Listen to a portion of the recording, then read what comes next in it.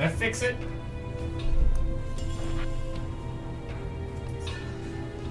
Yeah, that sounds like it is fixed. That's really weird. So the mic was set to work fine on my streaming computer, but for whatever reason it was disabled in OBS, which makes absolutely no sense to me because I never disabled it in OBS. So yeah, I don't know what that was about. But alright. So was it, you guys can hear me now, right? I heard myself, so.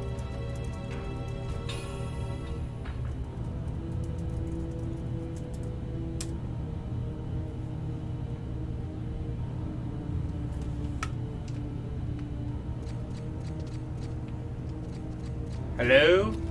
Testing, 1, 2. It should be working. When I unmuted my computer, I could hear it. Okay, cool. That's what I thought.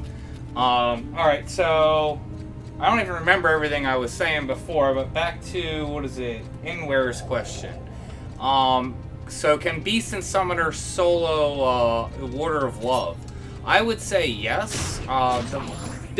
So two big things with Water of Love. First off, it has a decent regen, so you either need high damage to beat it, or you just need to keep killing adds until the regen breaks. But obviously, you know, the more adds that spawn and the longer the fight goes, you know, you're running a higher risk of wiping. So the big thing is to be able to take out the adds, because it's just going to keep spawning adds non-stop. Both Summoner and Beast have pretty decent AoEs, so I don't see any reason why they couldn't take it out. Plus, if you really felt so inclined on Summoner, I'm pretty sure you could just Astral Conduit and burn it down, because it doesn't have a lot of total HP, but it has a decent regen, so yeah. Hey Ricardo, welcome to the stream. And hi everyone else who said hi. I said hi to you, but apparently my mic wasn't on, so. It's just odd, you know. Normally I don't ever have to check my mic because everything's set. I don't know why OBS had it disabled. It's super odd.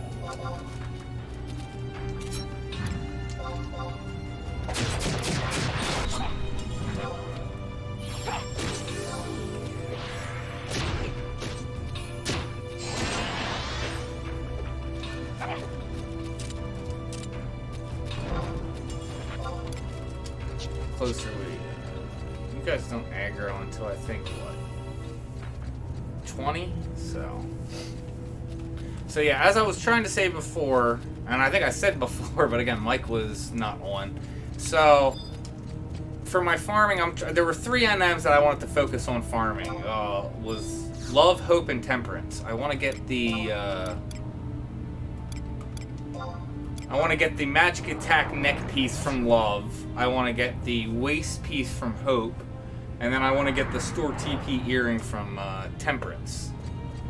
Plus, while I'm out here, XP campaigns going, you know, killing placeholders. It's pretty good.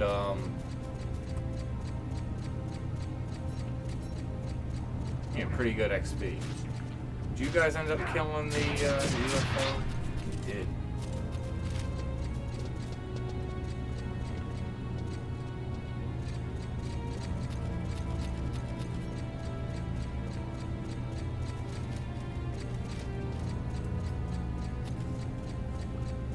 Hey Michael, how's it going? Welcome to the stream. So, what was I saying?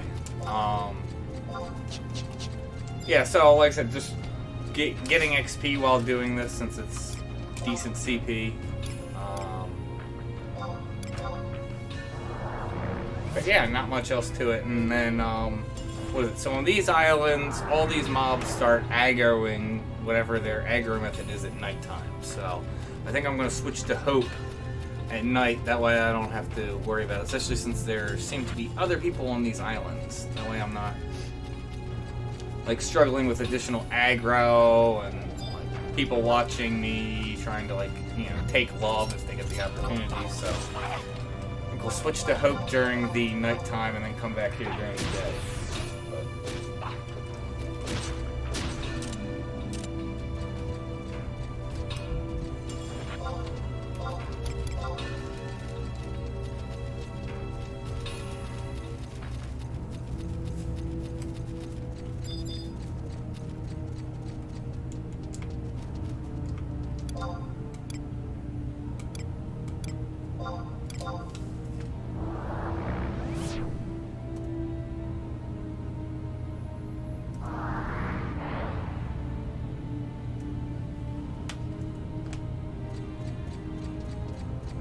The heck?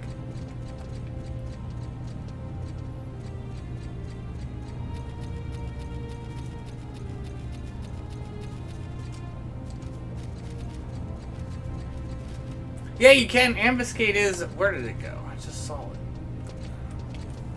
Ambuscade is a, yeah, very good way of making, CP. I definitely, probably more than half of the CP that I gained on my Paladin probably came from, you know, tanking Ambuscade. So, Ambuscade is a very good way of XPing. It's, of course, much more efficient just to get a party and go AoE or Apex, but again, then your focus is strictly on XP and CP. Whereas at least Ambuscade, your focus is something else, and all the XP and CP is a nice little bonus.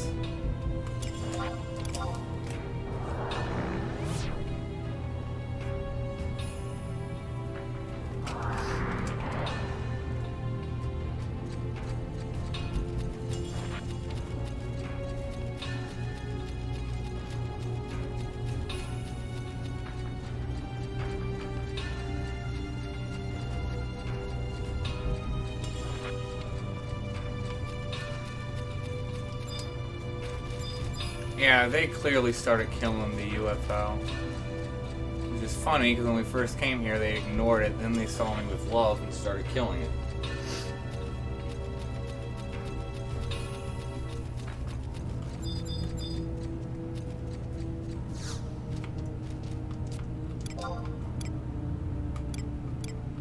Oh well, it's almost daytime, or I mean nighttime, so we'll switch to Hope.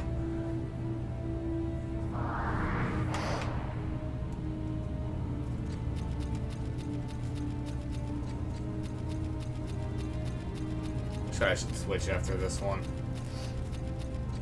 I think these guys aggro to magic, so at least I won't have to worry about them aggroing.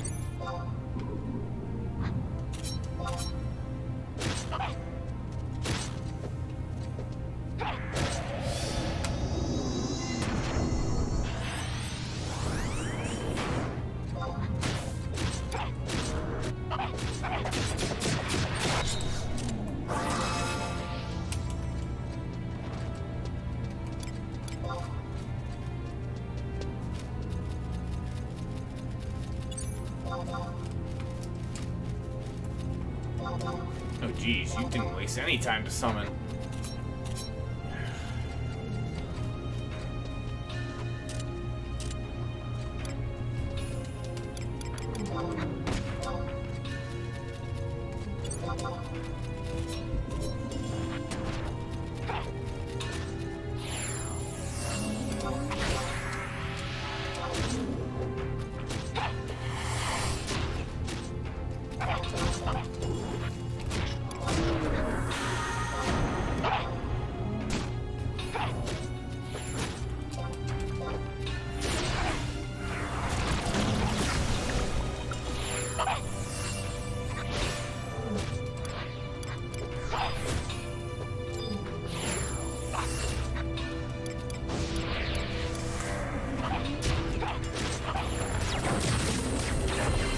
Really? Come on.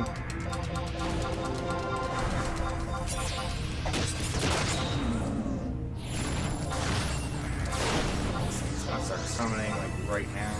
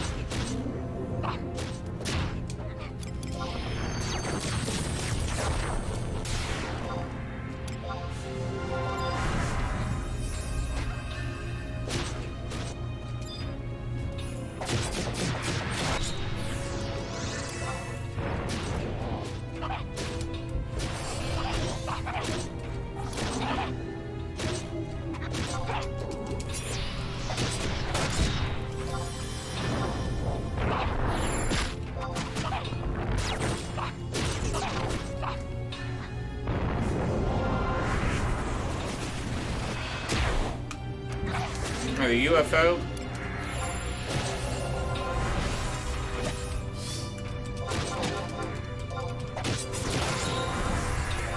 Still alive.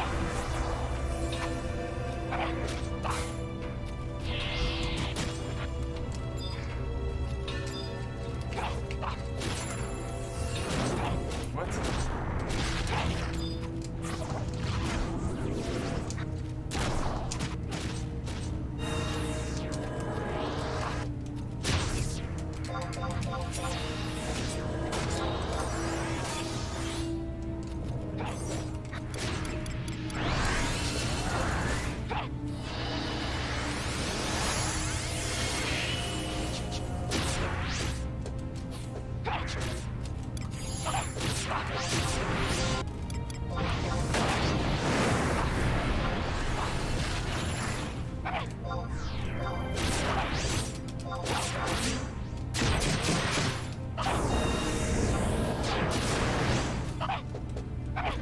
This is what I'm killing.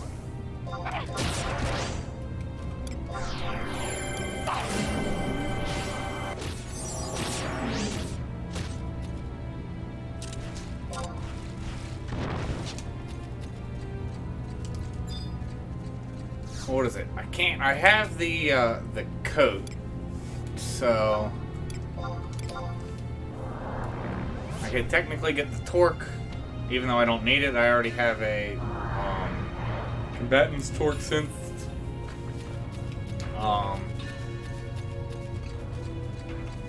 And then, obviously the neck piece, what I'm going for, because I think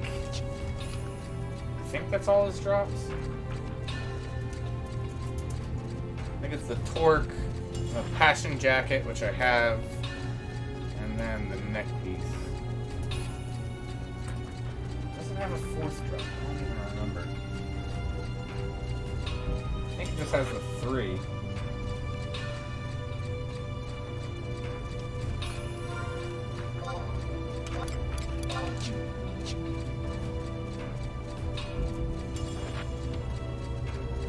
Yeah. Oh, look at all these people trying to do domain invasion. Let's pull the UFO over here so we won't get lagged from, I don't even remember what the dragon's name is for this zone.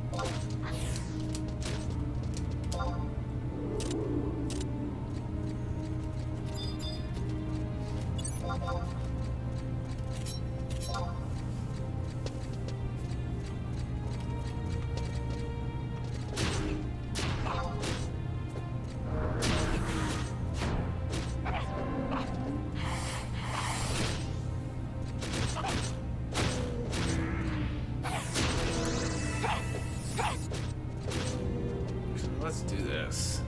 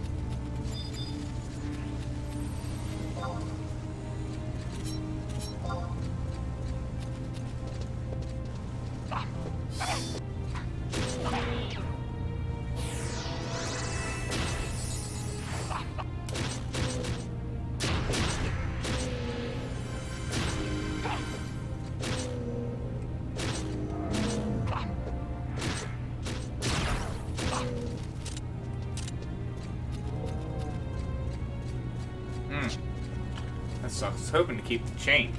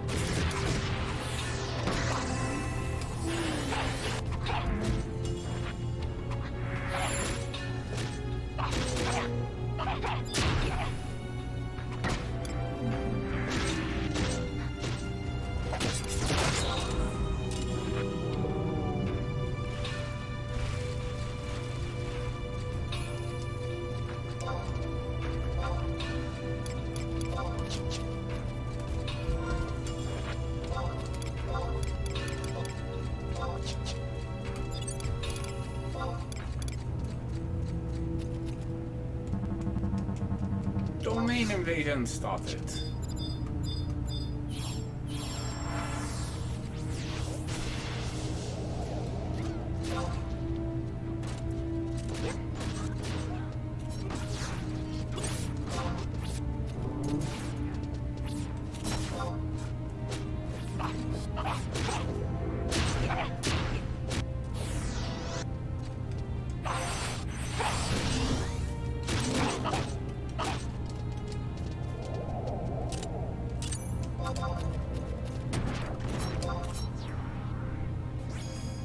Come on, hit it. There we go.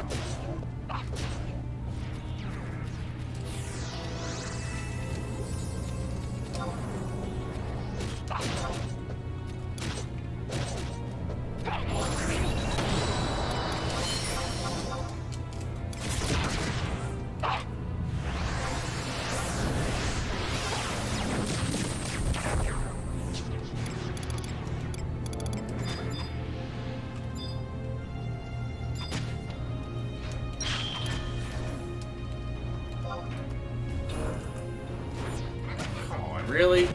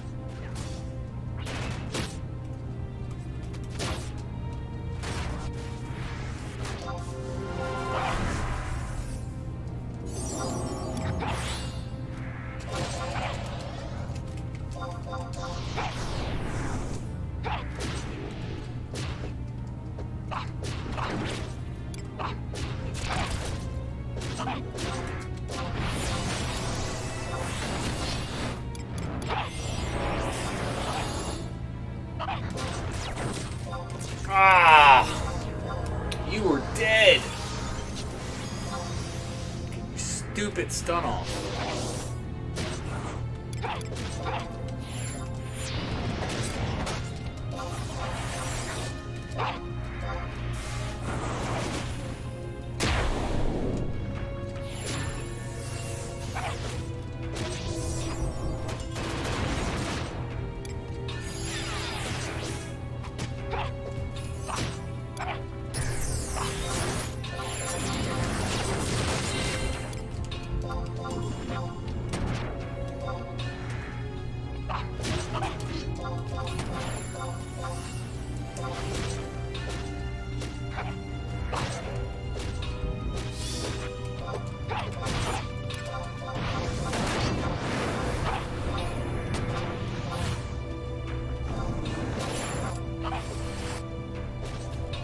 Dang it.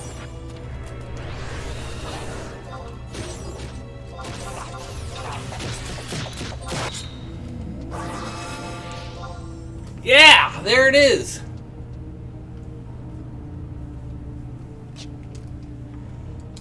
Sweet, so that's one drop that I wanted down. Heck yeah.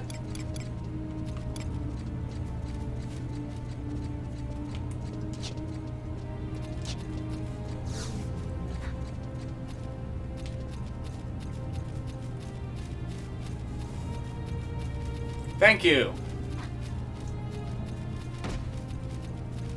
I've wanted that thing for a while. I'm trying to think when I've been actively going for it, how many times have I killed it? It's gotta be in the teens. I've killed love trying to get that thing. I mean, today it was what, like 4 or 5 times at least?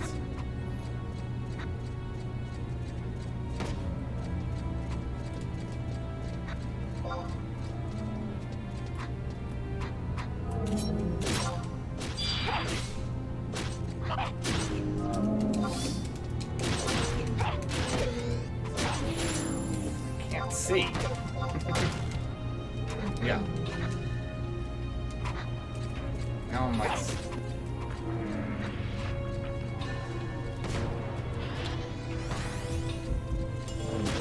There we go.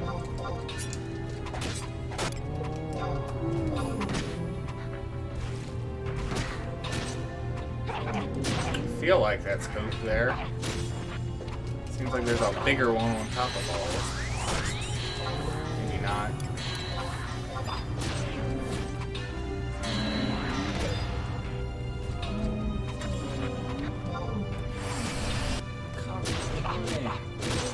Games not.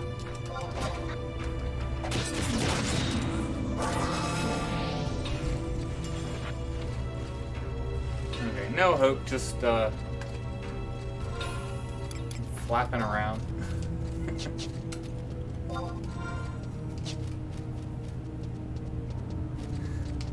Well, Kraken Club's like what, 0.1% drop rate they try and say it is, or something like that? I don't know. Why does the character get stuck when there's a lot of enemies around? So there's been an issue, and this is something that I do wish they would fix. One, you just have a lot more enemies around, you're going to be dealing with lag, but that's not the main problem. When you're having like animations and stuff go off on you, for whatever reason it like doesn't let you move until like there's animation stopped. Like people call it being spell locked. I mean, I wish I could say why. I don't know. That really irritates me though, especially when you're, you know, pulling large groups of mobs and AoEing. And their casters getting stun locked is a frequent issue. But yeah, it can be just hard to engage when you have a lot of enemies and stuff. Yeah, odd coding would be a good answer for as to why.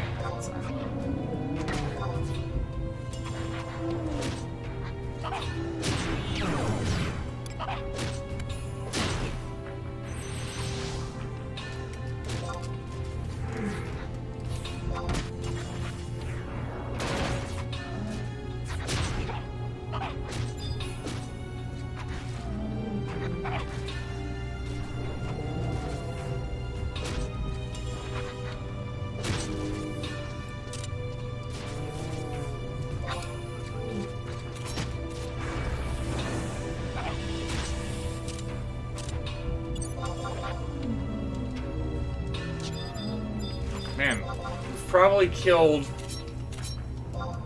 at least, if not twice as many placeholders for hope than we have for love. Just because there's more mobs.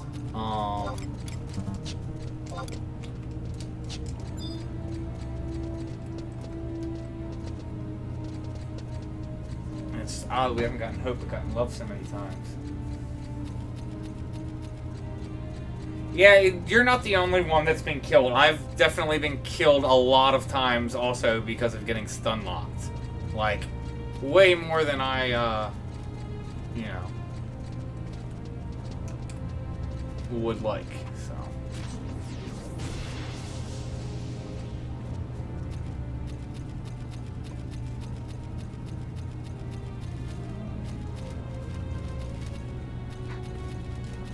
These just pop?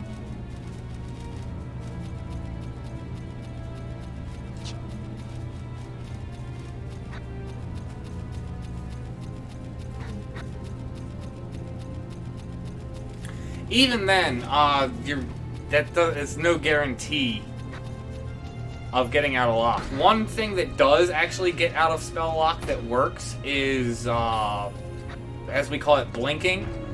basically turning style lock off and then like changing your gear so that way, you know, you like disappear and reappear.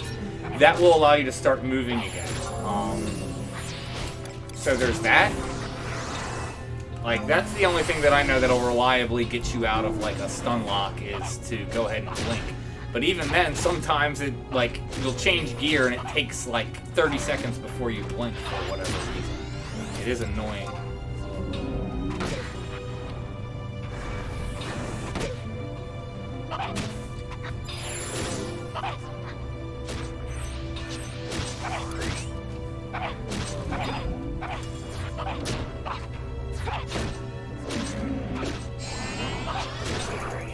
Ah, cool bar.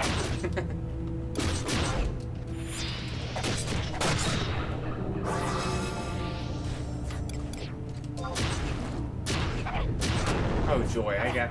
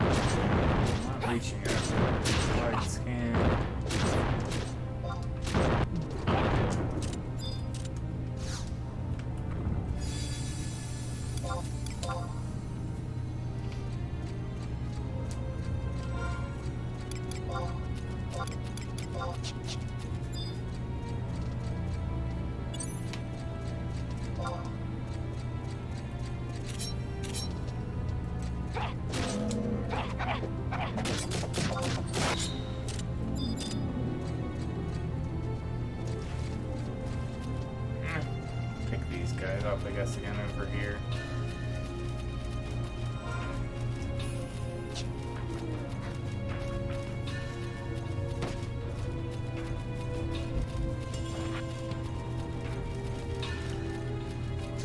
I mean, I'm not getting job points that fast, to be fair. I mean, right now I don't have a CP band, but I mean, like 2,000 CP per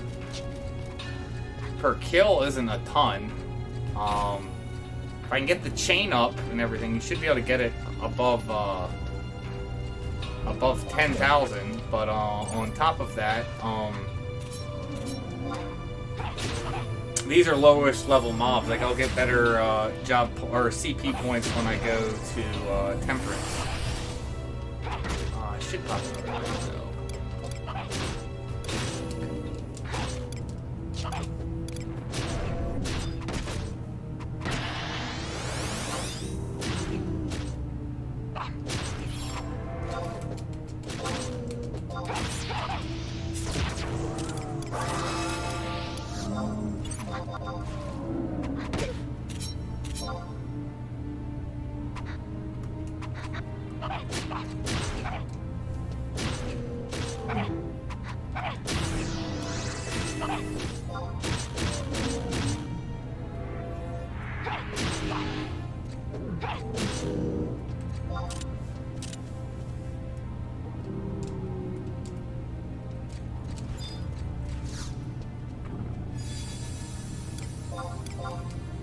I mean, Thief is the next job I'm focusing on trying to get job points for. My Thief only has like 300 job points because I haven't focused on it.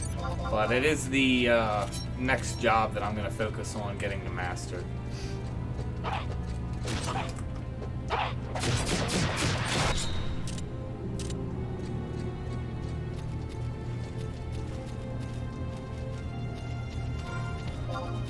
just don't get why Hope is not popping. Maybe we should go try the temp for a bit, maybe. I don't know.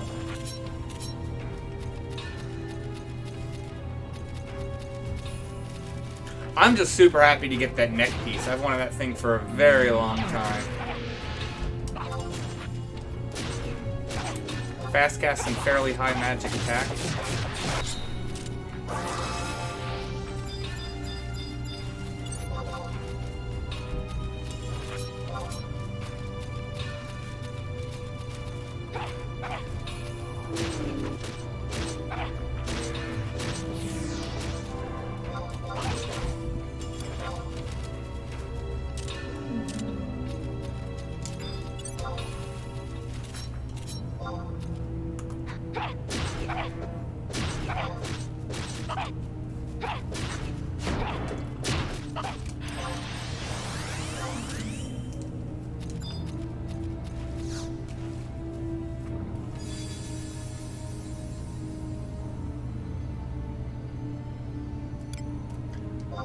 Yeah, that's what the a lot of the community thinks, is that come the 20th anniversary, they're going to give us the new job of chemist, and of course they're basing that off of Ambuscade. That would be interesting. He is actually quite a strong healer. He doesn't have any big fast heals, but as long as he's not amnesiaed, he's gonna just keep popping stuff. He will pop ethers for you if you're on a mage job, which is super nice. Like if you get silenced, he'll start popping echo drops for everyone. And you know, just he's pretty good. As long as you don't need like big fast heals, he's more than solid. Like in fact, at this point, I could probably get rid of a Puru and probably summon someone else in, like the Corsair or something. Because I wanted a Puru for Love, just because I know Love can get dangerous with its ads and stuff. But at this point, what the heck? Why? Oh. Why did I start attacking the urn?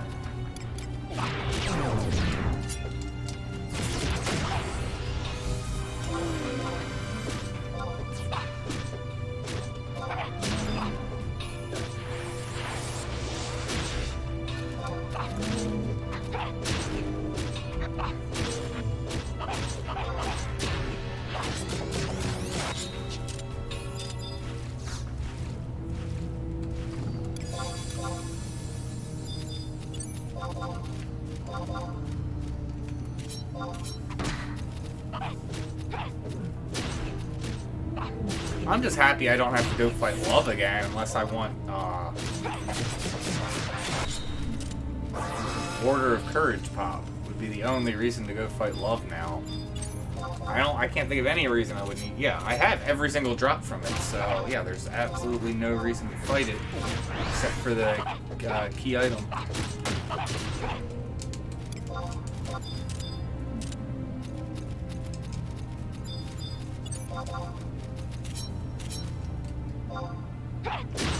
I think this is some of the most trouble I've had popping Hope before. What?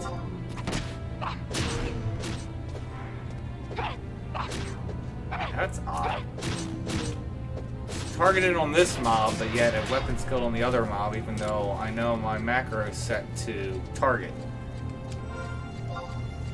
Guess I just did it too fast. Alright, let's go try Temp since this guy doesn't want to pop. It's almost like someone has Hope up somewhere holding it. That's what it feels like, although I doubt that's the case.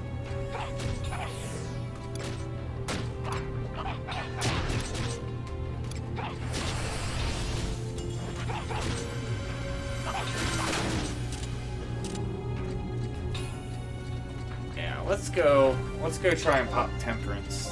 Now I'm trying to remember what island he's on.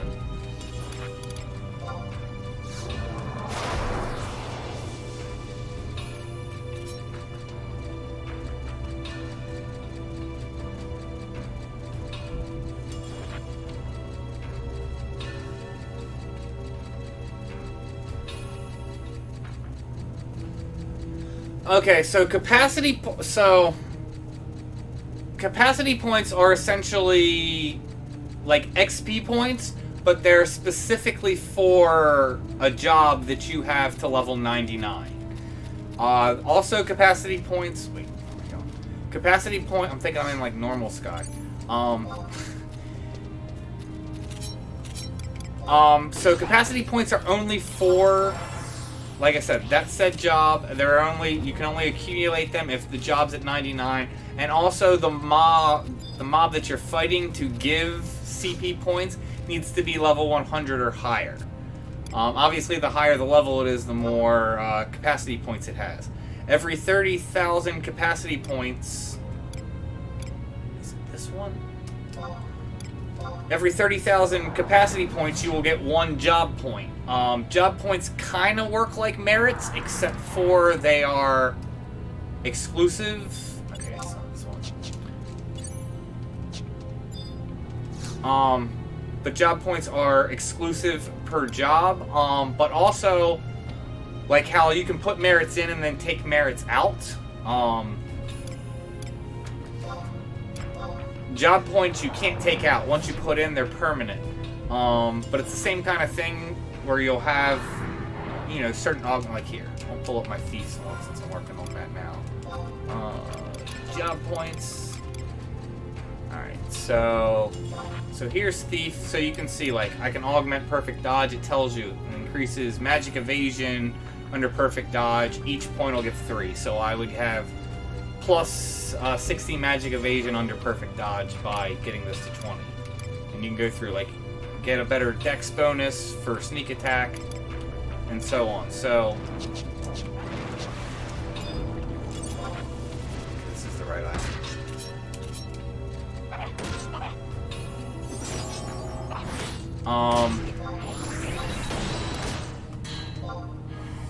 So obviously you can put points in there. Once you've put points, all of them, then you're considered master. It's 2,100 total points. The other nice thing is when you turn in job points, so I have 346 total points. So you get all these things which are considered called gifts. So like, so at 5 capacity points, by putting them in, I'll get a 4 points of defense, and then I'll also get capacity point increase by 5%. At 10 points, I would get 7 attack and 10 evasion. Or no, 10 evasions at 20 points, but so on and so forth. So your character actually gets decently stronger getting job points.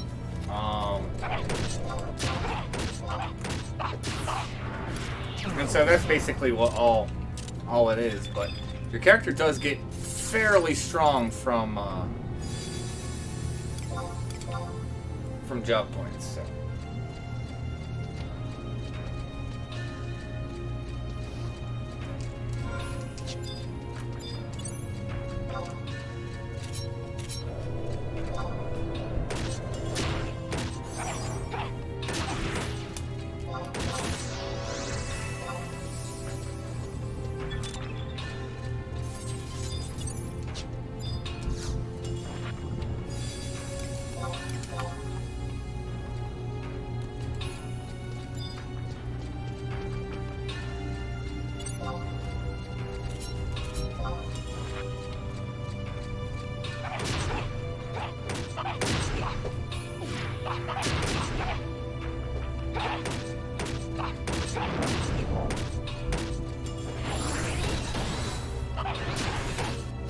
Oh, nice.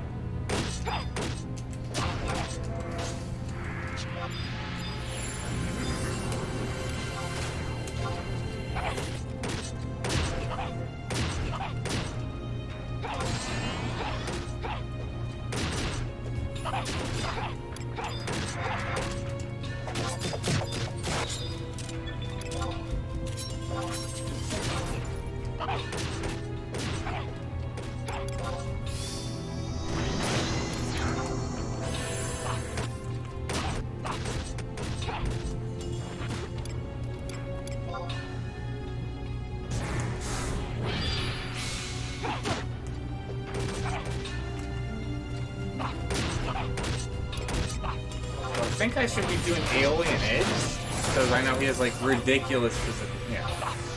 See how much an evisceration does. Almost 6k. It's the only annoying thing about this guy. Yes, yeah, I'm gonna be much better spamming Aeolian Edge. And actually, speaking of which.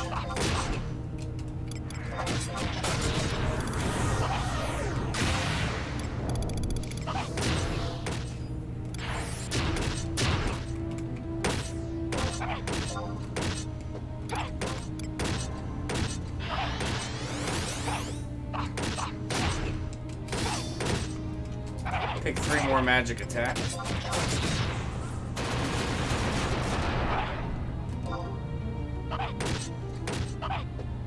No, it is not an add-on. This is actually in the game.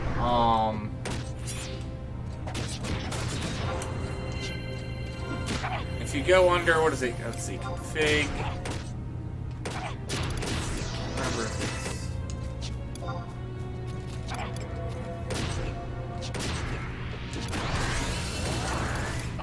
So right here. So if you go under configuration, miscellaneous 3, under here where it says status icons. So party icon display will be when you're targeting a person, you'll see the buffs that they have. And then timer display, you turn that on, and that will actually give you the timers that I have on my buffs. So it is a quality of life update that they added to the game. It is not an add-on. It used to be you had to use Windower for it, but they have added it to the game now.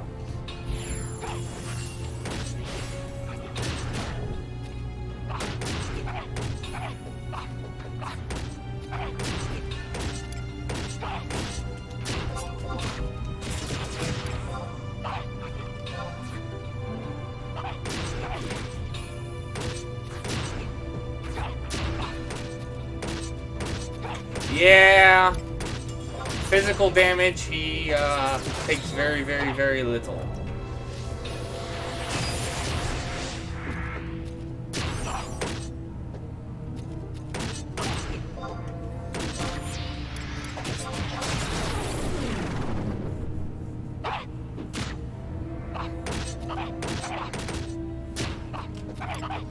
This might be a situation where, like I said, maybe I'll get rid of a Puru and pull Shantato out. That'll help for this, and then also just like burn down you guys faster. Yeah, Fortitude is a tank. You can see he's got like a sword and shield. He's supposed to be a paladin class. I think he has invincible too, is his special ability. Or 2 hour, 1 hour, however you want to call it.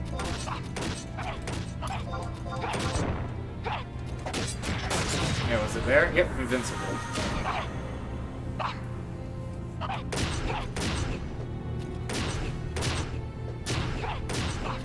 No problem, Russell. Glad to help.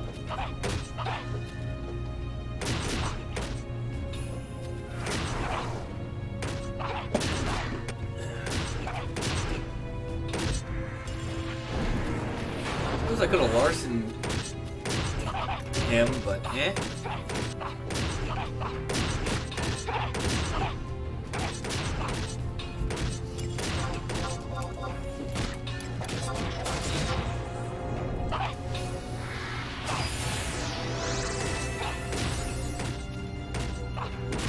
I think because I'm doing so little damage to him, I think it's just I'm not keeping hate is what it is.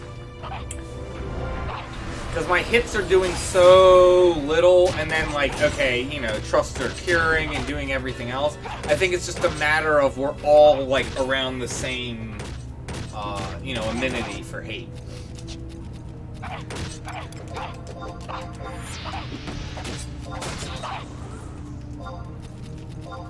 That would be my guess for what it is, because I'm pretty sure he does not reset hate.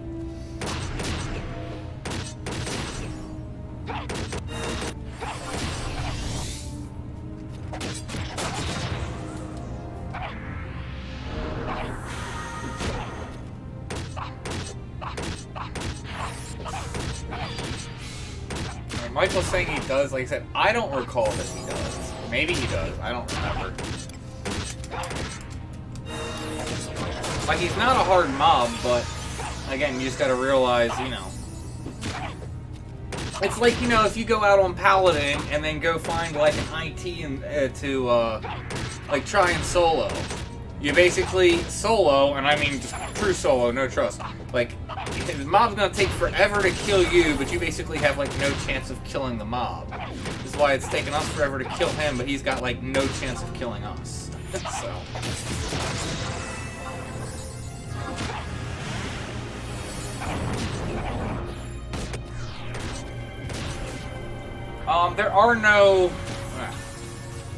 There's no level cap anymore for COP, so what are the level requirements? Chapter 1-4, so... I believe all of Chapter 1 was 30 cap, so... I wouldn't recommend doing it at 30. I would say I'd want to be at least level 50.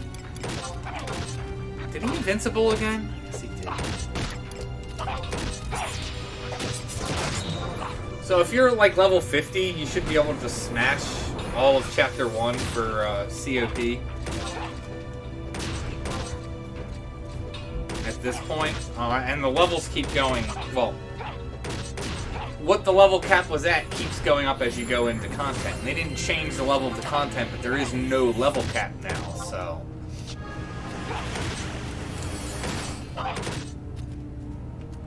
Really? You didn't look too far away when I hit the macro.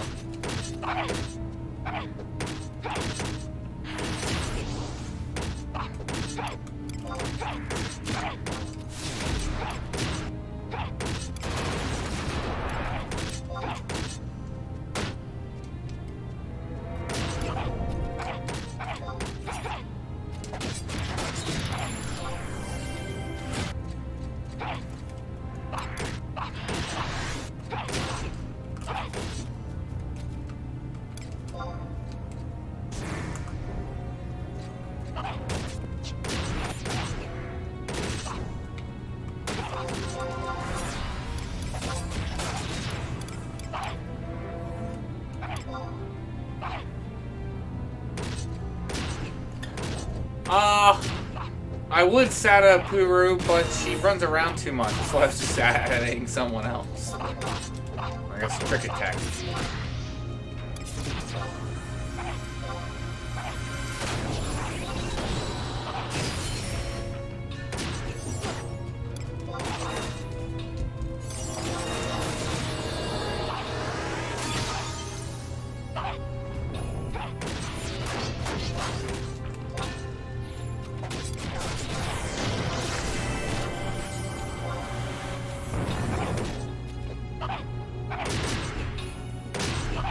Invincible.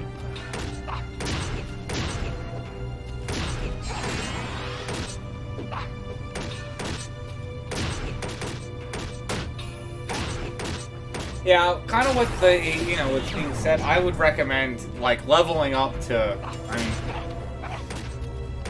mean, Noah here said 75. I'd just recommend getting to 99, then start doing missions.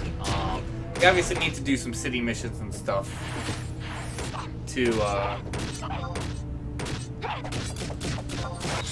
be able to get to level cap, but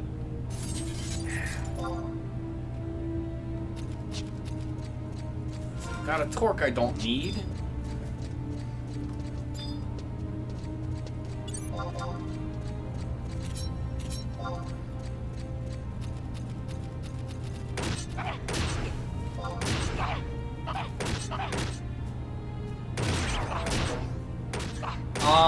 I don't think Fortitude ever self-destructs. But yeah, that would, like, if it was at, like, high HP and self-destruct, that would definitely suck. Let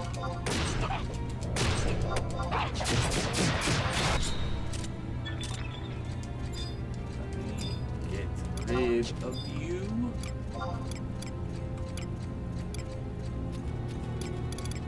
I don't think we need that much healing anymore.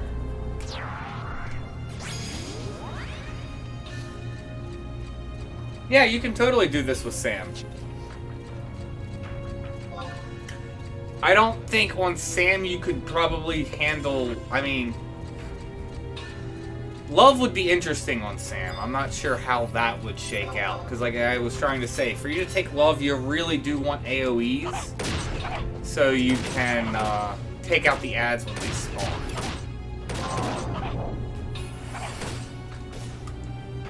You could, in theory, just go in with Sam on Love, though, pop it, and if you're decently geared and you get, you know, considering how Sam is with skill chains, just quickly try and skill chain it down. If you're decently geared, you're willing to pop your 2 hour and everything, you could probably take Love down before it would summon its second set of ads. Because like I said, it doesn't have a lot of HP. Just do like a 4-step skill chain will probably kill it. But yeah, Sam should be able to totally handle any and all of the NMs in here. Like I said, Love would be the only thing I would really worry about just because of the ads.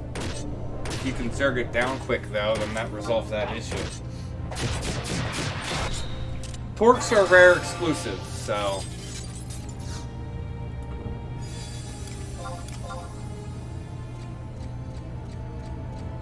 So yeah, you can't sell the Torques. Unless you're trying to sell it to someone and they're just stand there, give you the money, and then you kill it. But that's like mercenary stuff, which I don't approve of.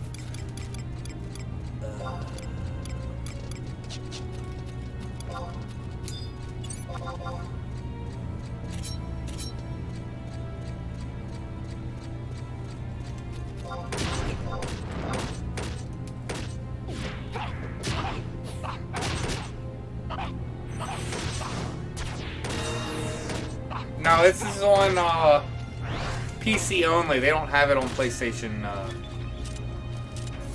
It's not supported on PlayStation and Xbox anymore. Although it would be cool if they did for the 20th anniversary, if they, you know, add it to PS4, PS5, and then whatever it is, though. Xbox One S or X or what? I can't keep track of it.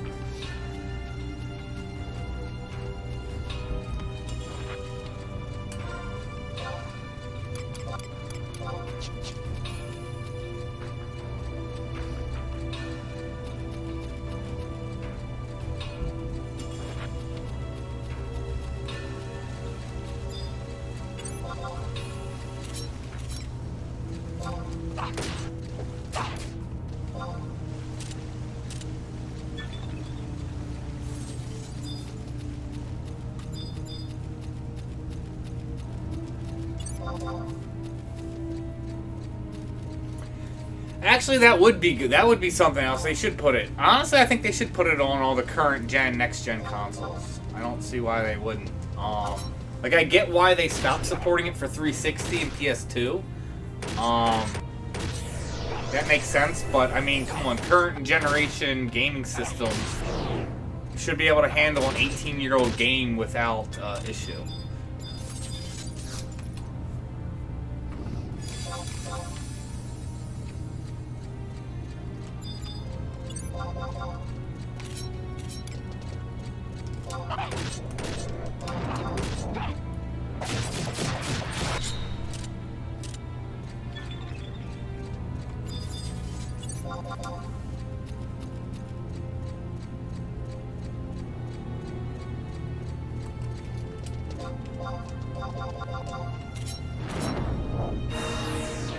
Yeah, it is kind of sad that the Switch will only connect to the internet through Wi-Fi.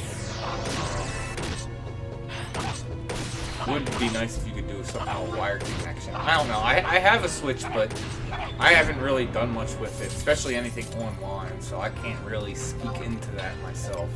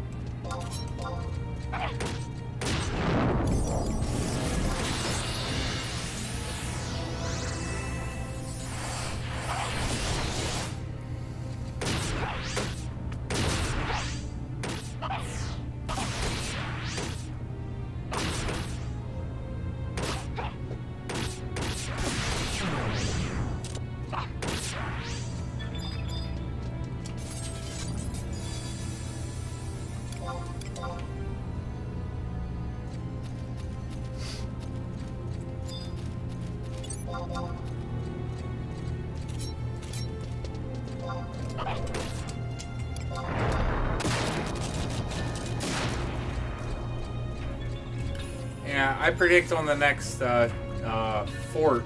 What was it? Actually, now I think about it, I think I was saying temperance before. It's not temp. Yeah, fort. I think Shantata is going to be tanking the next fortitude that comes.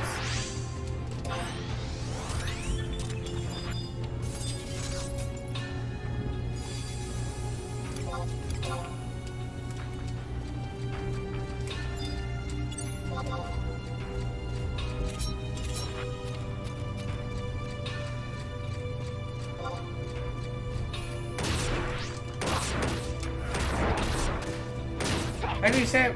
Yeah, why doesn't my channel have super chat? It did before.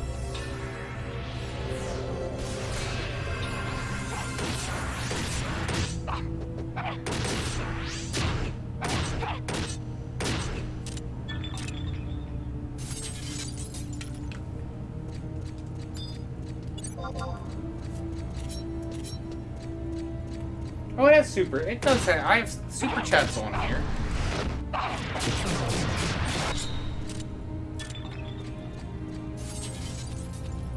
For anyone who's inclined, I don't try and pressure anyone to do that, because, yeah.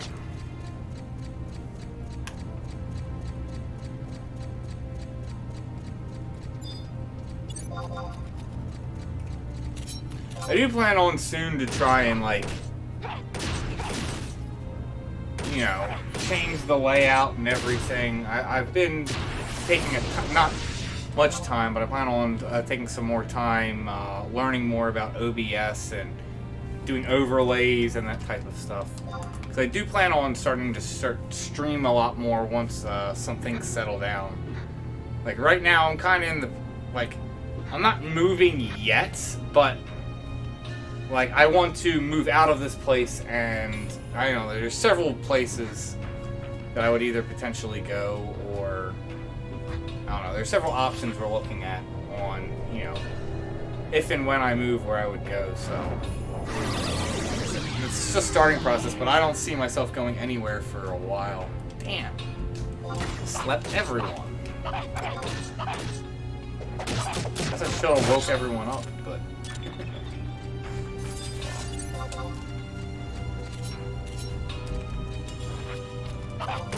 but yeah, so once I have more time, I plan on starting to stream more, and I'm gonna start streaming some other games too, while keeping the same level of 11 content coming out that I've had so far. But I do want to start branching out to other things. I mean, I do find it funny, personally. It's like, you know, I specifically named my channel, you know, cloudchief arcade, meaning arcade for multiple games, and yet in the past, like, year, all I've put out is 11 stuff. Not very arcadey.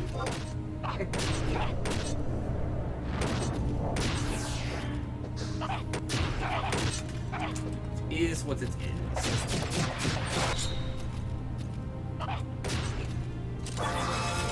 You guys are still over there snoozing.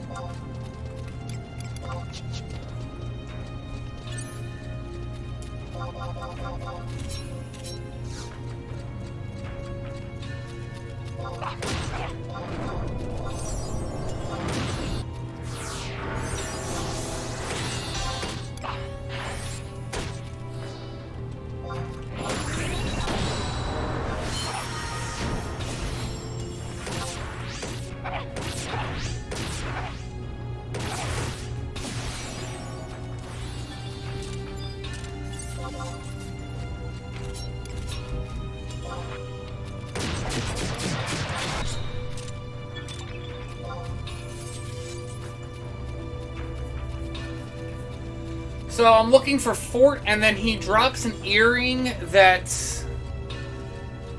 I'm trying to remember, what is it? It's a store TP. I think it's store TP.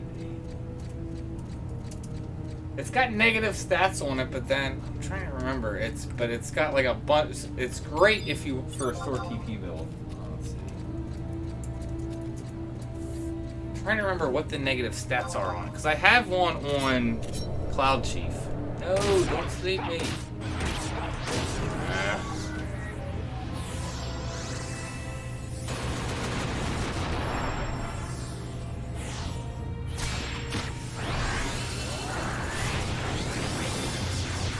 Position earring. Okay, yeah. So it has 8 store TP, but it has negative 10 accuracy, negative 10 attack, negative 10 range accuracy, and negative 10 range attack. But that 8 store TP and the earring, very nice for stored TP builds.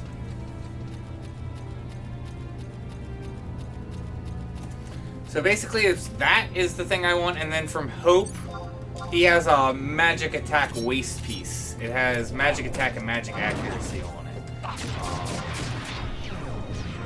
It's basically... Easy if I just do it this way. Like, it's even the same model as this, but I think it has like, it's 4 magic accuracy and 15 magic attack, but it's also only for mage jobs. So...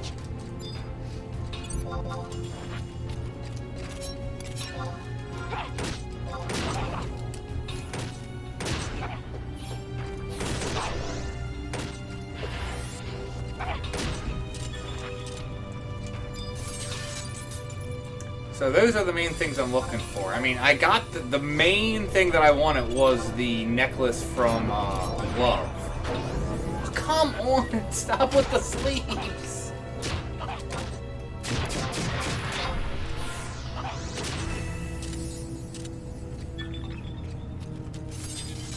These NMs just don't want to pop.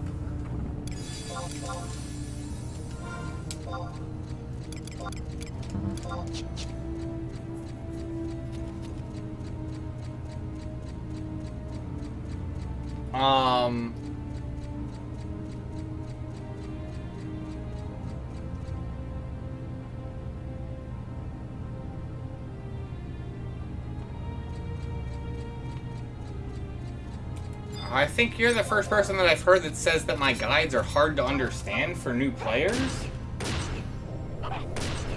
What are you guys having problems understanding? Because, I mean, I literally have guides that take you from a brand new character at level 1 all the way up to 99, and then even have a follow-up talking about different content to do. So, I'm not sure where you're saying having a problem following my guides. Where are you having a problem trying to understand?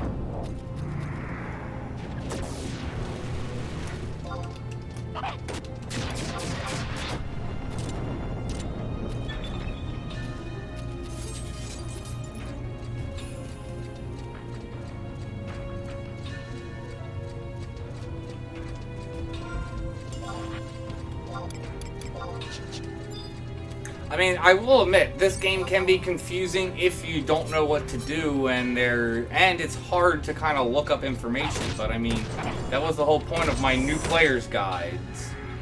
And if you followed them, you know, going through each guide and each step, I'm really not sure where you're saying you got confused in the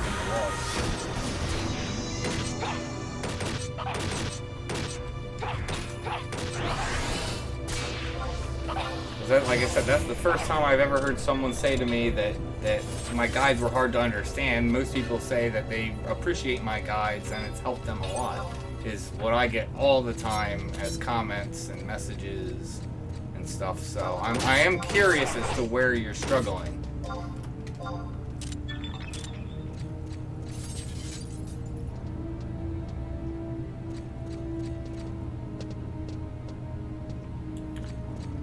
No, I understand that. That's why I focus, because there's at this point a fair number of other Final Fantasy players that are creating content. But from what I've seen, everyone's making content like, you know, for top end players and stuff like that. Very few people are doing like returning players guides. So again, I'm still trying to understand, you know, what the problem is. Here. I believe I have a playlist. Hold on. I'll post you the link.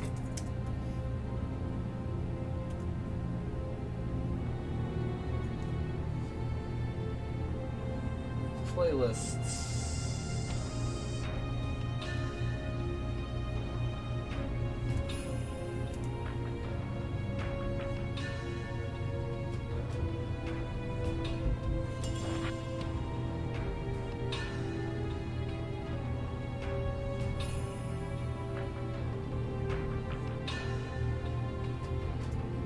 I thought I had a playlist. I guess I don't.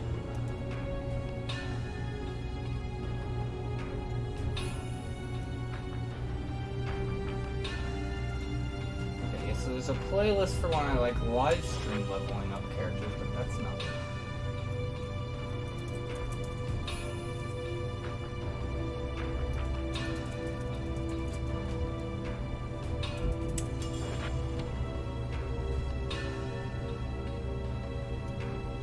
There it is. So it's new character walkthrough here.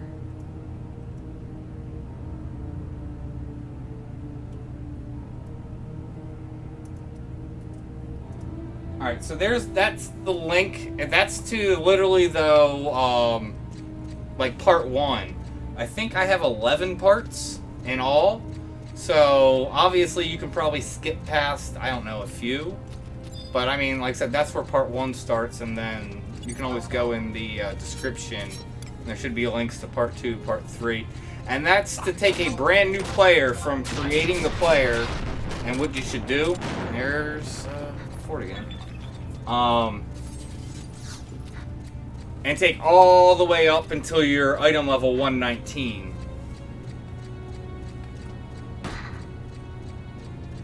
And so that should, yeah.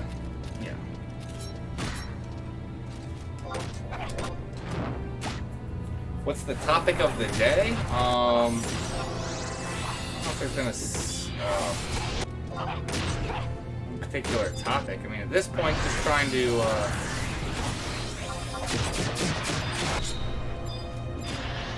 get some items from some NMs while gaining XP.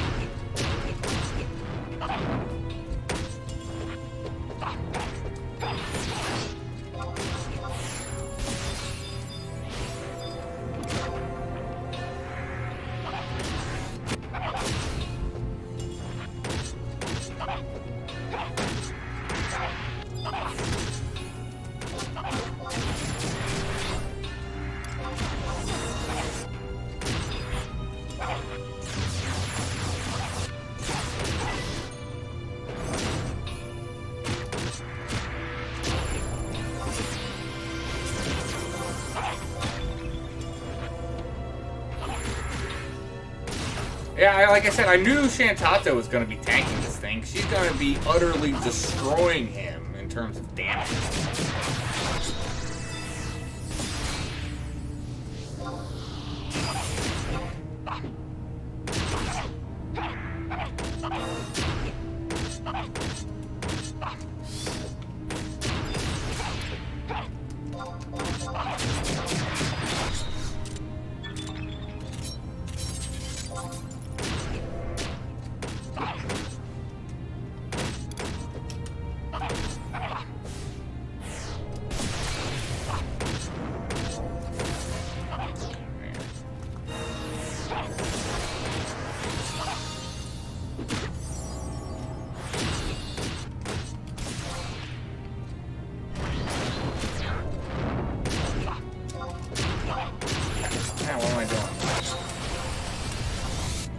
edge.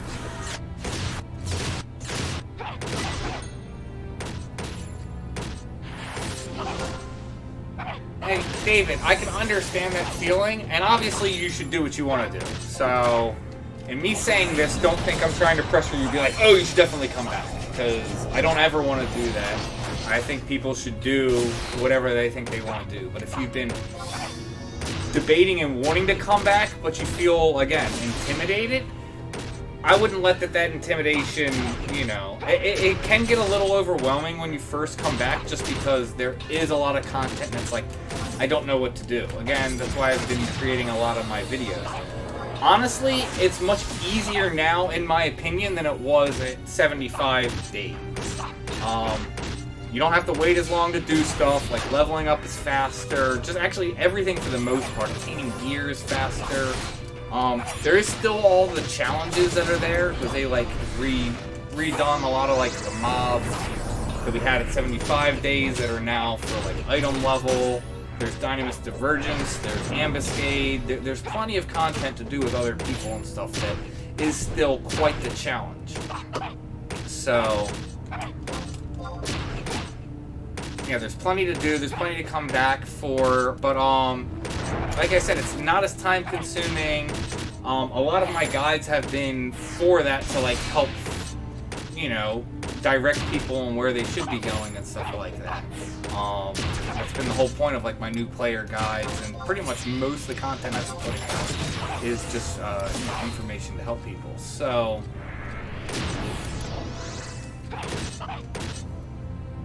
like I said, I know this is probably like the biggest game I've ever played. I honestly can't think of another game that is as just massive in terms of world scope and content as this. If anyone can think of a game that they feel is actually bigger, I'd be interested to hear what game that they think or that they say is bigger in scope in terms of just size and amount of content. Yeah, it'd be interesting to know what game they think it is.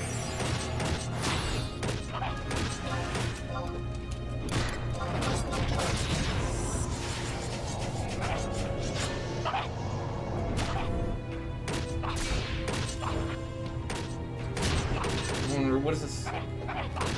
When returning player stuff about how about where to cap level.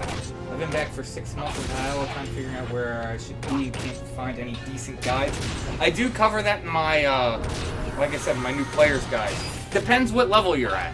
I take it from what you're saying, it sounds like you're having trouble leveling past 75. There's a couple camps that I prefer. Like, I like Rolandberry Fields in the past from like 80 to 90. Either there. Let's go back to Hope for a little bit. This guy takes too long.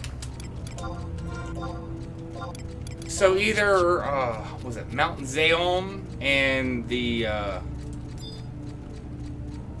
Whitegate zones. There's crabs out there near the home point. I think you go to the home point and then head south. And there's a bunch of crabs. That or crawlers in Rolandberry Fields in the past are great from like 80 to 90. 90 plus you want to go to Adelan zones. So you want to go to the Adelan expansion and then go fight stuff outside of there from 90 to 99. Like, you could probably figure out where you go to 80 just from, you know, typical Whitegate XPing zones if you were used to that. Those are my recommendations. There are additional camps, but like I said, I do talk about that in my new player guides.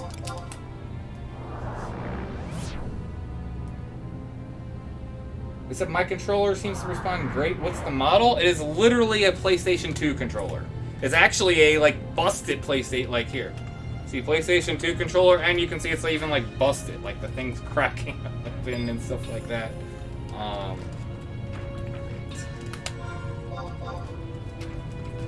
So, I actually should replace this thing. Now this is like...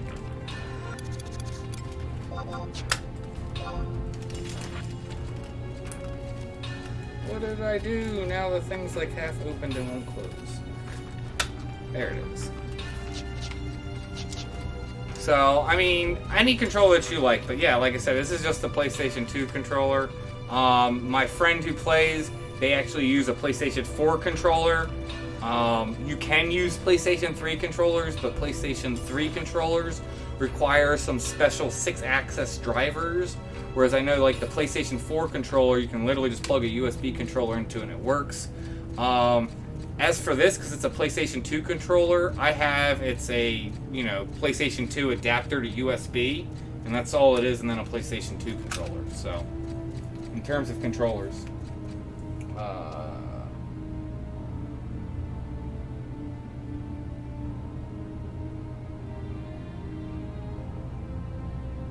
what did I think? Escha's is a good place. Yeah, Escha and Rising Jima zones aren't bad either for like 90 plus. They're decent.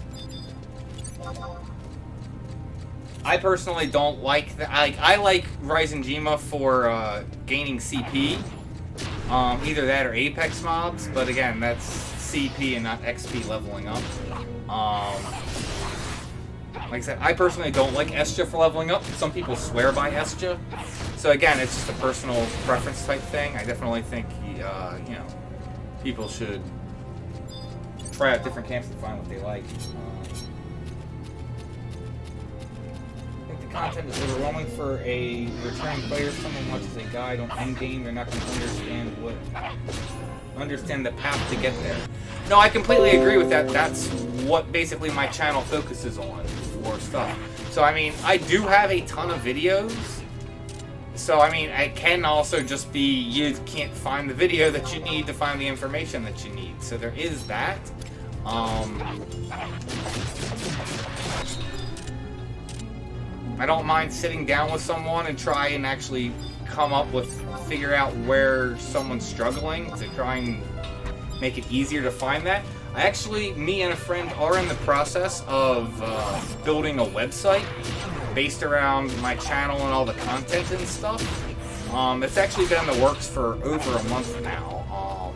Hopefully we should be wrapping it up and have it ready for prime time and in the next 2 to 4 weeks is my hope anyway. So maybe with that people have easier time finding the information they need, but no, I do understand. I do, because like I said, that was the main reason why I started making guides. When I came back after, so, like I played probably about 6 months after North American release, and then practically played, I mean, I would have breaks here and there, but practically played almost non-stop, up until right before the release of Adolin, and then I quit. So played all through Abyssia Days and all that stuff. When they announced, oh, we're going to go to item level stuff and do Adolin stuff, I'm like, no, I'm done. Went ahead and quit for a few years and then came back, and I agree. When I first came back, it's like, what do you do? I don't even know what to do. I know my friend, they spent probably over 8 hours trying to do research when trying to find out what gear we should be doing to break into 119. Come to find out, oh, okay, we should probably be doing Alluvian Skirmish, because this is before Domain Invasion. Actually, Domain Invasion might have existed, but you didn't have the gear that you can get from Domain Invasion now. That's a new update. You didn't have Baled gear. Like, you had Sparks was the best you can have, and then it was like, go do Alluvian Skirmish. And just us trying to unlock Alluvian Skirmish by ourselves, that was a mess. So I do understand. It can totally be overwhelming when you first come back. And then also people are talking in like another language. You're like, Escha, what are you talking about? And you're gonna, okay.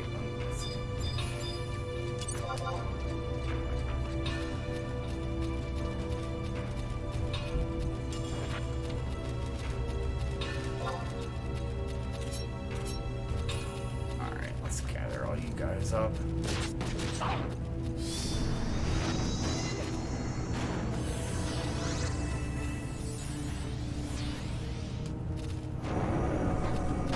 Oh, Enchantato's going off.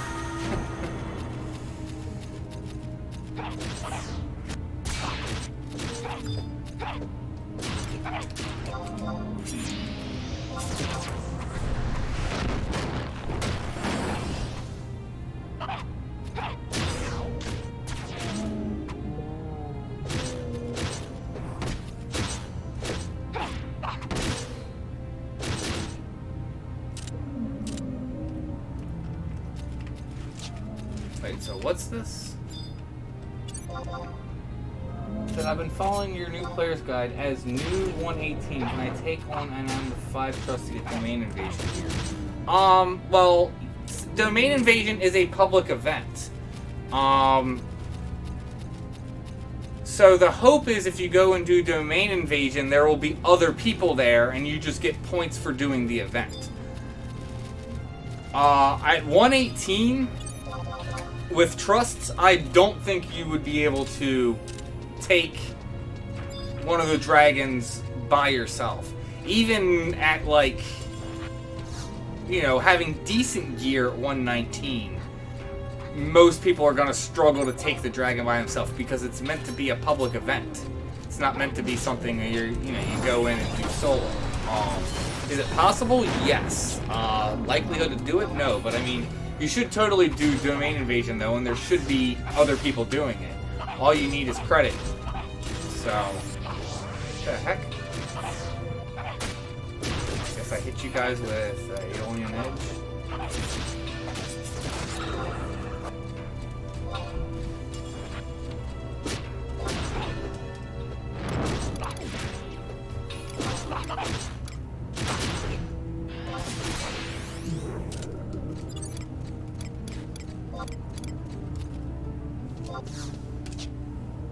I mean 119, sorry. Okay. Again, I still stand by what I said, because like I said, while even at 119, like I said, in good gear, it's still going to be extremely difficult to solo. But you shouldn't be soloing it. There should be other people there because it's a public event. So...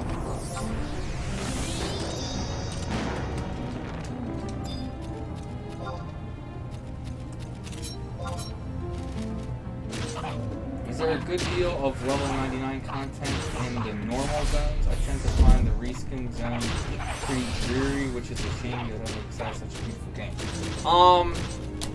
Like I said, so I guess, are you talking about like the zone I'm in now as being like a dreary reskin zone? Because that's going to be like Escha, Zata, and Escha, Ruan, or Sky. I don't ever XP in the Escha zones, so... Yes, you do not need to come in here to XP. There's definitely camps where you don't need to come into Escha. So, how do I connect it? Does it have a PS2 connection? I guess you're going back to my controller. Like I said, you can go online and just like, let me even see. Go to eBay real quick. So PS2 to USB. Controller. Yeah. So I just literally went to eBay, typed in PS2 controller to USB, and immediately, yeah, pop-ups for like the adapter I'm using. $3. PS2 to PS3 control adapter, PlayStation 2 to USB cable for PCs and PlayStation 3. So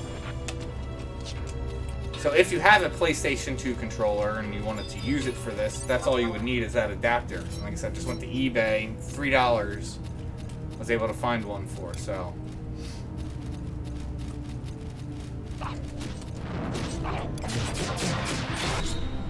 So that's how I connected. Now that's old school, same for me. I quit after Wings of the Goddess, never came back.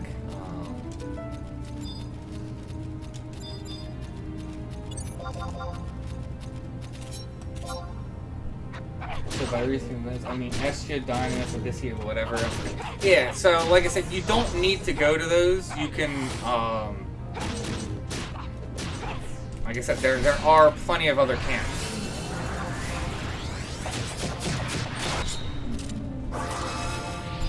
Definitely not a card. What is going on with Hope, man? haven't seen it once yet.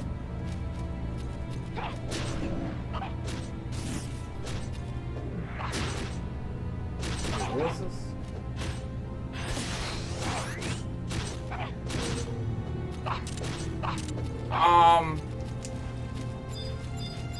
I'm trying to understand what you mean. You're saying, I mean the NMs that you have to pop to get gear? Well, again, it's like, what gear are we talking about and what NMs? You're talking, so you've attained the 119 item level, and if you're wondering what should I now do to progress in terms of gear, my recommendation would be to start going through and trying to do Ambuscade and getting +2 Ambuscade gear. That's typically my focus because I think that's going to be the easiest and biggest jump you can make to your character. There he is. There's hope.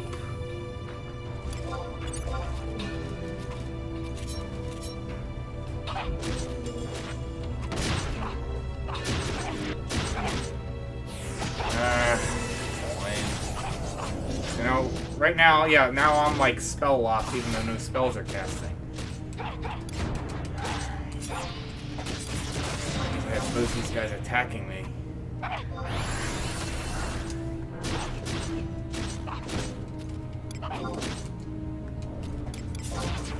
There it is.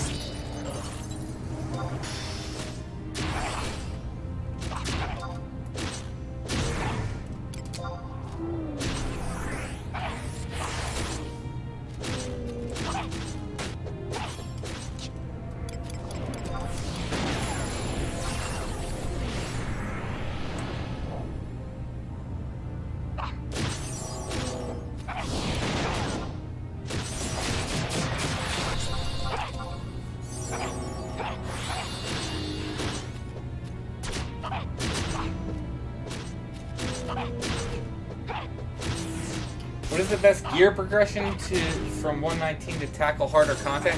Like I said, like I was just saying, I think Ambuscade is... So once you hit 119, I think you should start going through and doing Ambuscade. Preferably with other people, because you're going to be able to do higher difficulties of it, therefore accumulating more points, therefore getting the gear faster. You don't need to be able to jump in and do... like if you're at 119... You should be able to handle easy to normal version 1 without too much difficulty.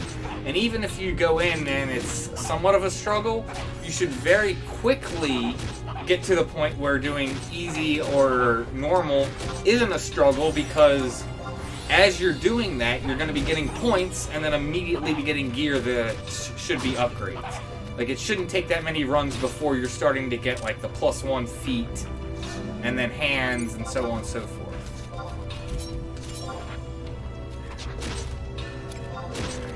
So, and then, so if you try and like max out and get the maximum amount for whatever job, you can actually get up to 4 +2 pieces in a month. You can get 2, so you can get excuse me. You should be able to get all of the +1s for both sets that your job can use if you again max out points, and then you will have enough fiber and metals that you can upgrade 2 +1 pieces to +2 pieces from one set and 2 from the other set. Therefore, you would have 4 pieces of +2 gear in 1 month. It's going to take you a total of 3 months though to get the entire +2 set for whatever job for both sets, just to understand it. But I honestly think that's the best place to start. And then once you have, you know, that +1/+2 Ambuscade gear, you're that much stronger, where now you can be like, okay, now I can go fight some Escha mobs, or go fight some Rising Jima mobs. And heck, you should still keep doing Domain Invasion, because you can get the vast majority of the gear from Rising Jima and Escha from Domain Invasion points. Now, I wouldn't rely on getting all the gear from it, because that's going to be a lot of points and a lot of Domain Invasion. But I mean, there's no reason you shouldn't be able to grab a couple pieces just to fit in and even grab a weapon or two. and then, you know, you're kind of set, and you should be at that point able to start farming the actual NMs to get the gear rather than relying on domain invasion points. That's really my recommendations, and it is going to come down to what job for which sets you want to get. But then after you have that, then I would start working on trying to get, you know, artifact and relic +3 versions, but that's going to be required doing Omen and Dynamis diversions, so it's a lot, but I mean, then again, this game is always a lot.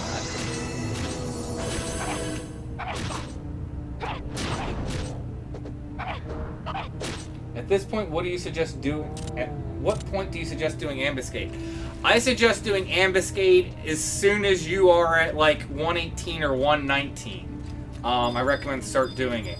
You should, even at let's say you're in full Sparks gear and then you have a bailed weapon, which is the absolute worst, which will have you at item level 118. If it's not a ridiculously difficult or complex Ambuscade, you shouldn't really have too many problems handling version 1 very easy at that level. If it's a bad month for Ambuscade, it's possible, depending on also your job, you know, because considering you would only have one job level in theory, it might be a challenge, at which point you would then want to go and do version 2 at whatever difficulty you can handle. You definitely should be able to handle, at worst, I would think it would be normal in version 2. Hopefully you're able to handle difficult or very difficult as a worst case scenario. But like I said, you want to be trying to do as high as you can to get the maximum amount of points. Is that hope? Now he's popping.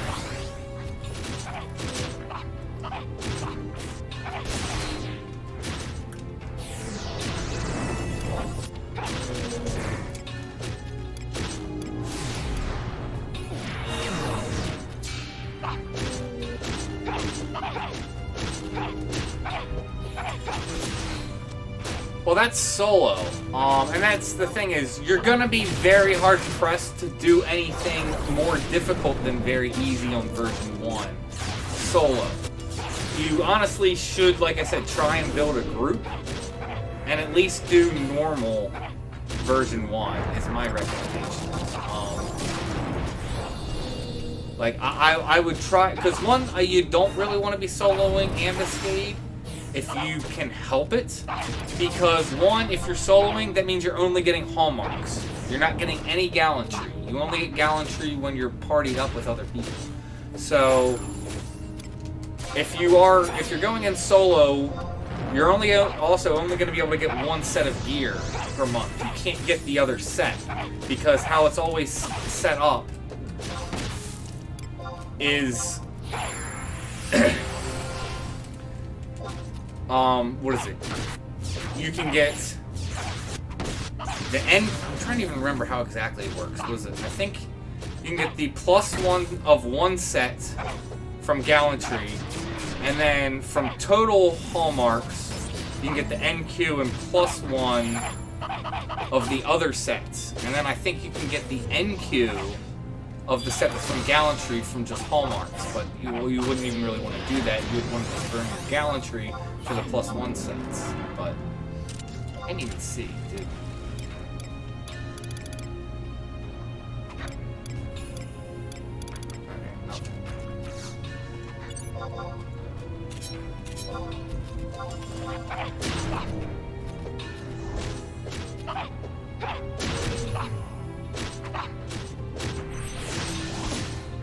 Wait, someone kicked you from a version 1 easy Ambuscade, and they said get gear? I'm sorry, that's sad and really shouldn't happen, but I mean, you're always gonna run into people that are gonna, you know, say, be like, oh, you should have better than that. But I mean, like, if you're soloing very easy, you then can definitely handle easy with a group. There's no question in my mind about that.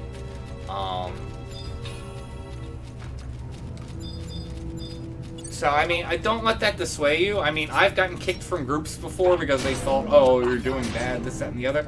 It's gonna happen from time to time because people, sadly, just want other people to carry them. At least what I've noticed. I mean, heck, that's why back on Azura you would get all these, like, shouts for Rima-only CP parties. Because it's like, you know, because if you don't have a Rima, that doesn't mean I mean, if you don't have a Rima, that means you're not going to be doing good damage. Bullshit, but... Unrelated question. I forget where I read this, but I read that Dark Knight is really survivable now. I left Adeline and Dark Knight was kind of a DD class that exists. What exactly changed? So... I can speak into that a little bit about Dark Knight, but honestly, I've not really played Dark Knight much since 75 days, and even then... Ooh, gold chest. Even then, I never really played Dark Knight much, so... Caliber ring.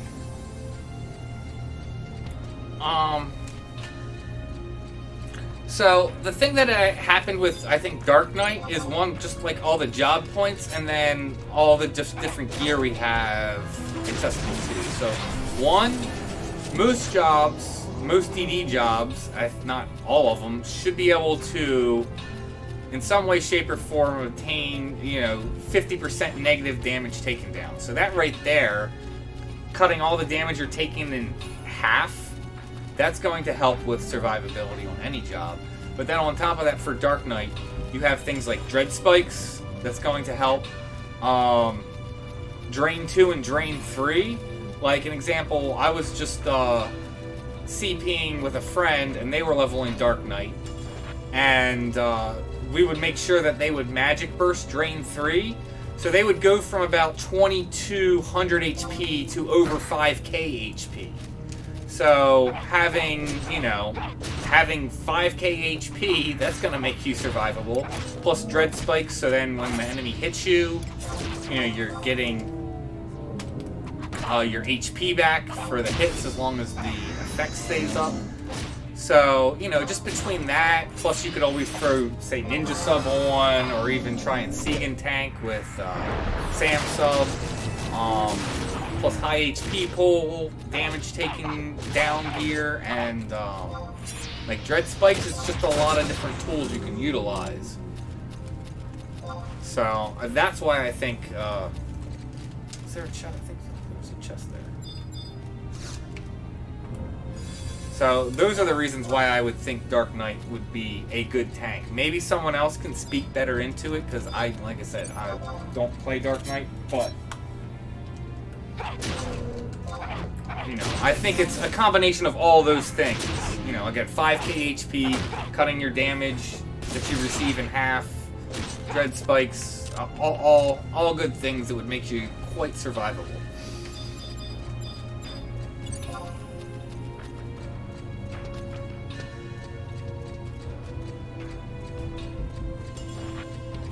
I mean, that's possible. Have you tried building a group? That would be the other thing, is if you build the group.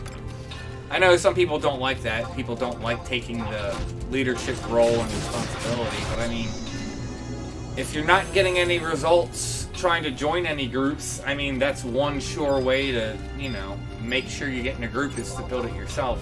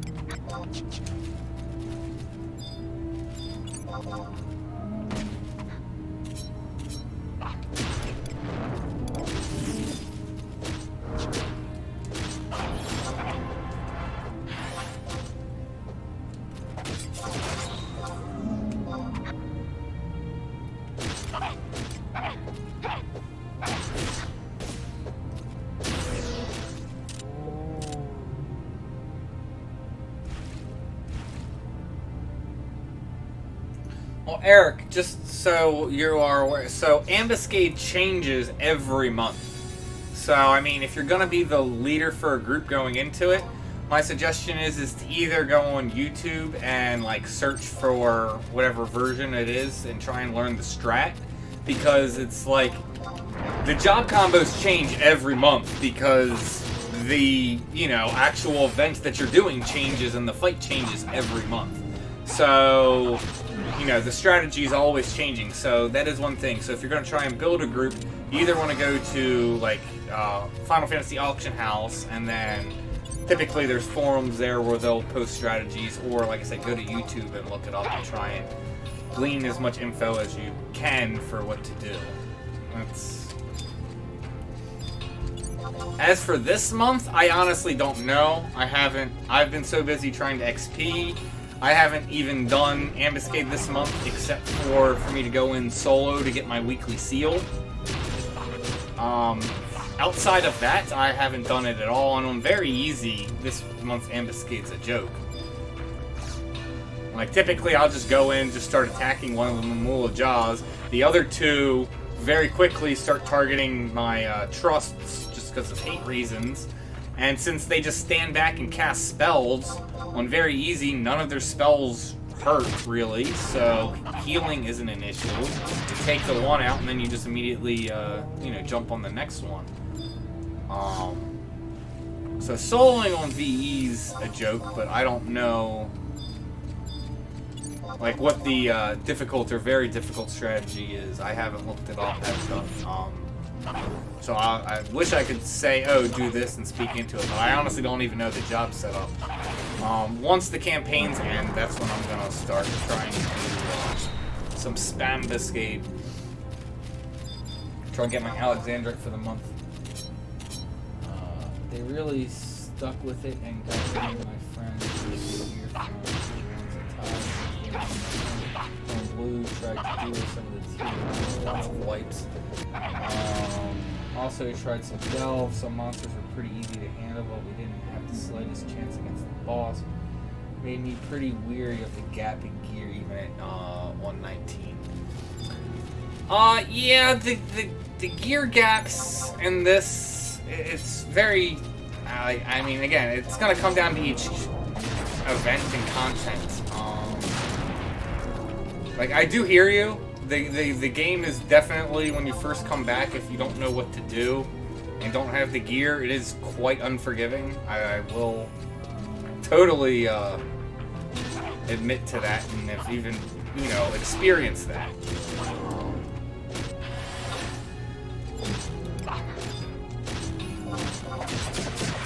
But honestly, like I said, the best ways, in my opinion, to advance are to, once you hit 119, is either get gear from Domain Invasion and or do Ambuscade are definitely my recommendations, and then go from there.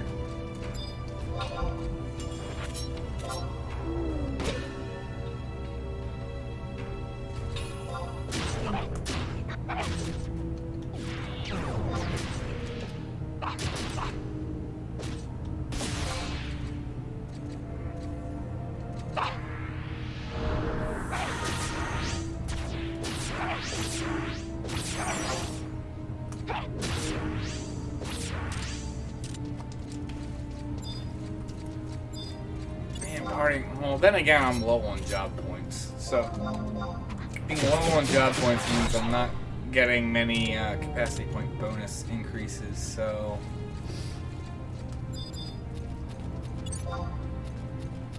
Actually not surprised I'm not getting a ton of points.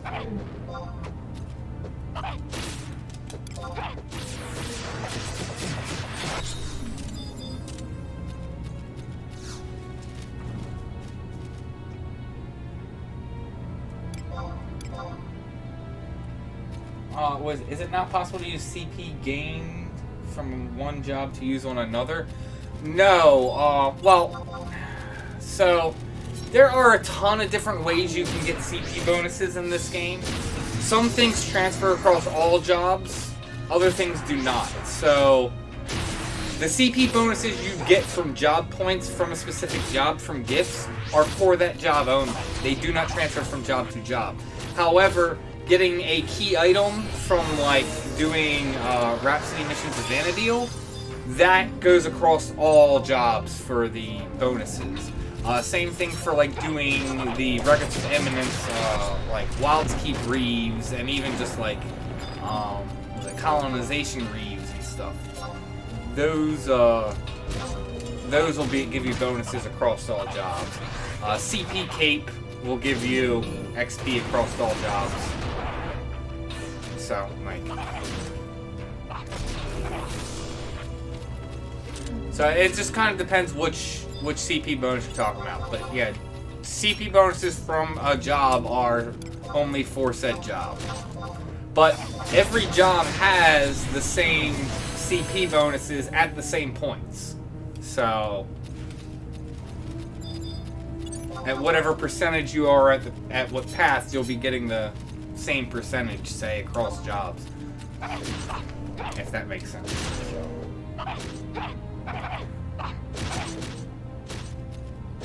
Yeah, you definitely... That's actually, like, before you start getting gear and stuff, once you hit, like, 99, and then you get, like, 119... I would honestly recommend, if you haven't done it already, is go and complete whatever you need to do to complete Rhapsody Missions of Vanadil. That's going to give you the biggest bonuses in terms of, like, being able to enter Dynamis, regular Dynamis, as much as you want. Like, going and doing assaults. You'll get a new assault tag every 15 minutes as opposed to once every real-life day. You know, also all the XP and CP bonuses you get. So you definitely do want to go and knock out Rhapsody Missions of Vanadil as soon as you can. Then start focusing on other things. It would be my recommendation.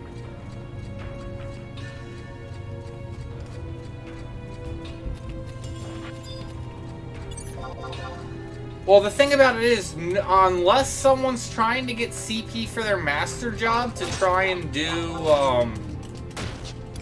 like Rima augment unlocks, you honestly, or you're just trying to help out your CP party for whatever reason, you shouldn't have any masters in a CP party. Like the only reason you would have, the only legitimate reason I can come up with for a master in a CP party would be is if you're trying to get points to augment Rima. And ideally, if you can have a link shell or group that can clear Wave 3 Dynamis Divergence, that's the better way to go anyway. But yeah, you shouldn't really have masters in CP parties.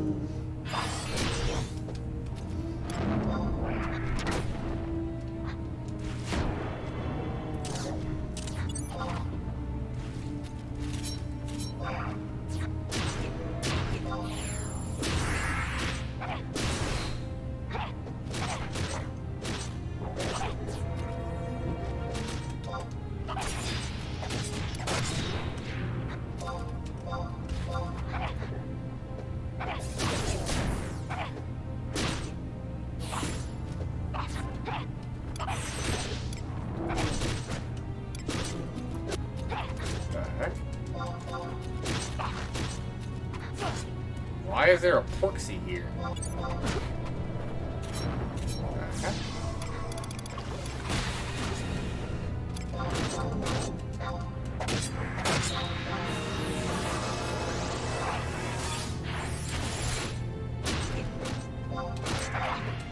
Got flying pigs here, guys.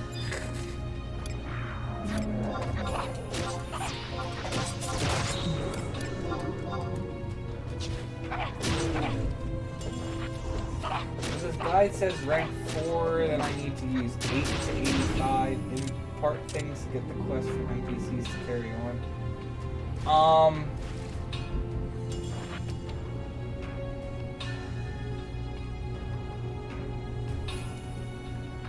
You should, if you're talking about to get the dinner invitation for Adeline missions, it should be about 20, you don't need to be, I mean, what it is, so the higher rank you are, the less imperatures you need to use to be able to move on.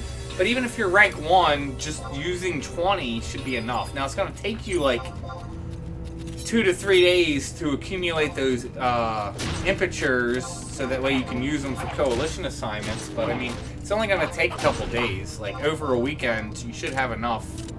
As long as you're burning the points. Because you will cap at 15 impetures, and you need to then go pick up a mission, which will then use them. But you only need to do about 20. Use up about 20 points. And then Brenton should give you the dinner invitation, which would allow you to move on. And the quests.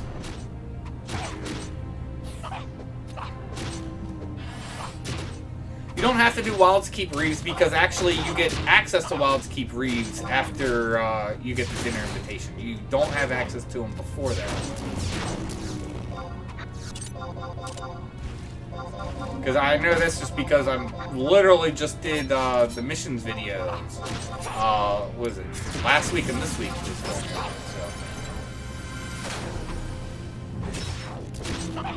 Yeah, you do have to do some more, but I think it's about 20 more. So just do some more coalition assignments and keep checking back. Don't feel that you have to get rank 4 and you don't. It's just if you are higher rank in just your fame, then you could move on to the next part with using less impetures. So I would just go ahead and just use them.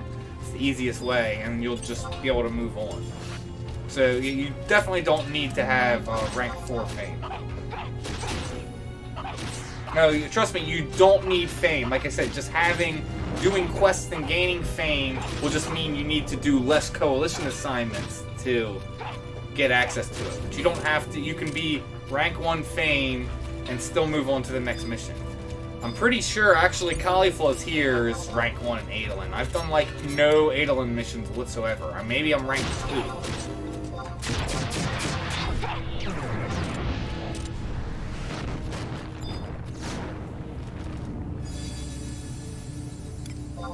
Yeah, Adolin does make you do just a boatload of quests.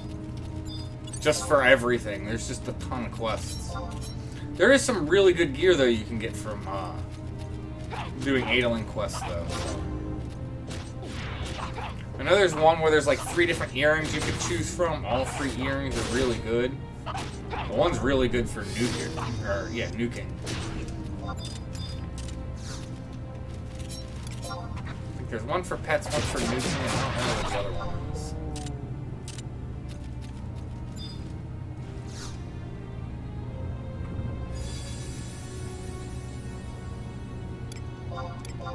Yeah, I haven't gotten there yet, because like I said, she's only like level 1 or 2. Cloudchief's probably like fame 5 or 6. Like, he's not even really that high. I just did what I needed to get the gear that I wanted. So, like I said, right now I am, what is it, there'll be another Adolin mission video come out this week, because now I'm trying to knock out all those mission videos since we finished Zillerts and COP.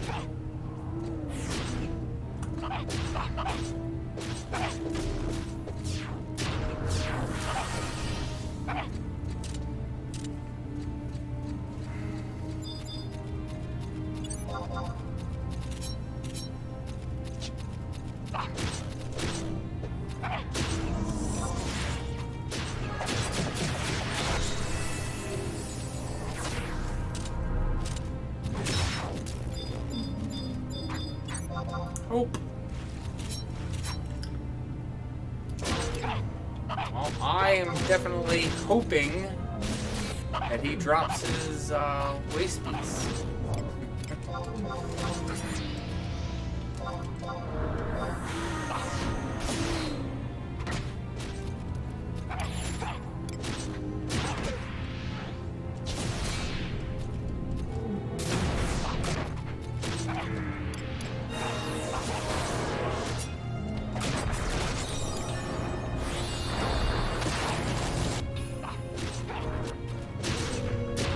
Oh, that might be why I'm having trouble now too. I just noticed. What is it? I don't have force heals. It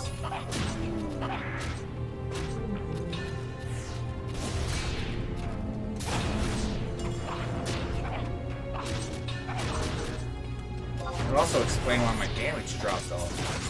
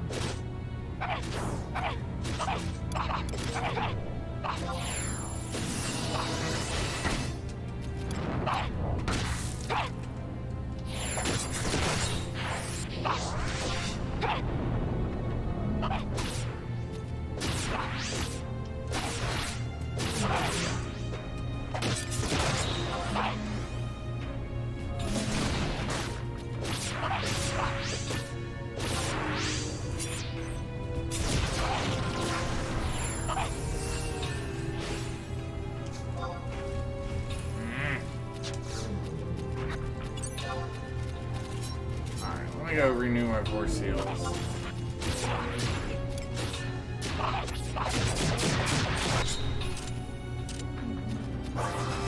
Plus, that is actually going to make it harder for them to pop.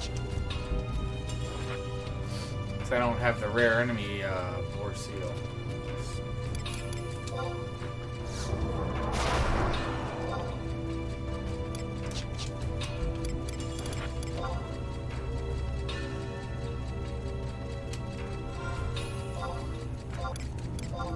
You don't see many people fighting gargoyles.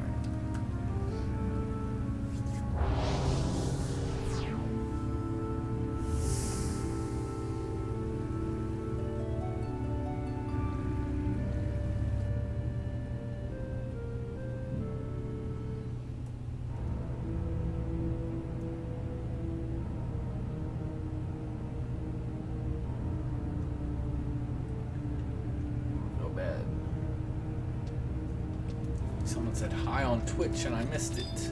Sorry.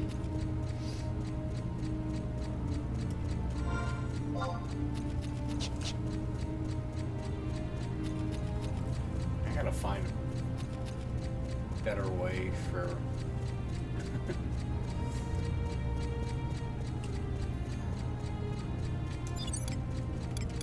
better way to keep track of chat. Alright.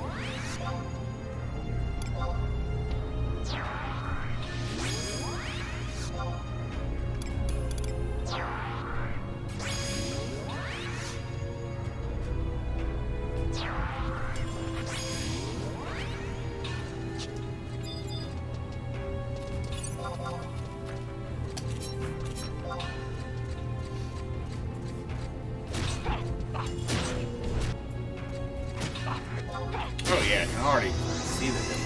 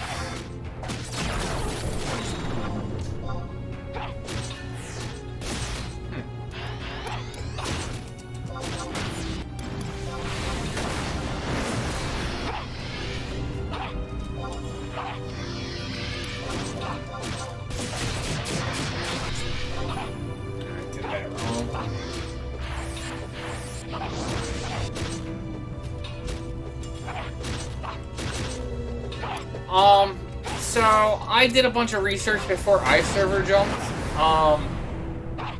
So from my understanding, and I haven't done a ton of research into the other servers, but Azure is by far the most populated, which has its pluses and minuses for that. I'll go over them in a minute. Then the next two servers behind that are Bahamut and Ogre. After that, from my understanding, the population on all the servers severely drops off. So, if you want to be able to...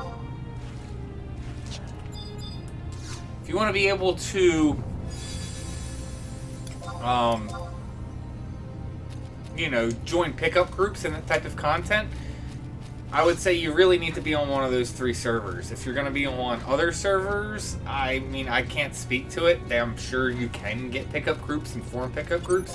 I just think you're going to struggle a lot more because you're going to have less population. So as for those 3 servers, I can't really speak into anything about Odin.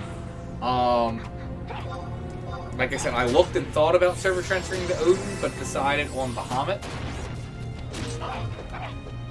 I do know Odin is very Japanese heavy, but I do know they also have English players too. Bahamut is not as heavy as JP as Odin, but it still has a lot of JPs on Bahamut. As for like Azura is, that's kind of like the hub where they tell everyone to go to. The problem that I have with Azura is it's all like, you know, buy content. So when I decided to server transfer to Bahamut, there we go. So now we're getting pops like we should be. So when I decided to server transfer to Bahamut, it was like you weren't seeing groups anymore for CP parties. Like when I first moved from Valifor to Azura, there was like, I mean, you couldn't stand in town for 5 minutes without seeing at least 3 shouts for content. And I do mean content, like, okay, let's go do Water of Courage, or let's go, you know, do all the Geese Fates in Zata, or Ambuscade, or whatever. Or just CP parties. Like, you would see that all over the place.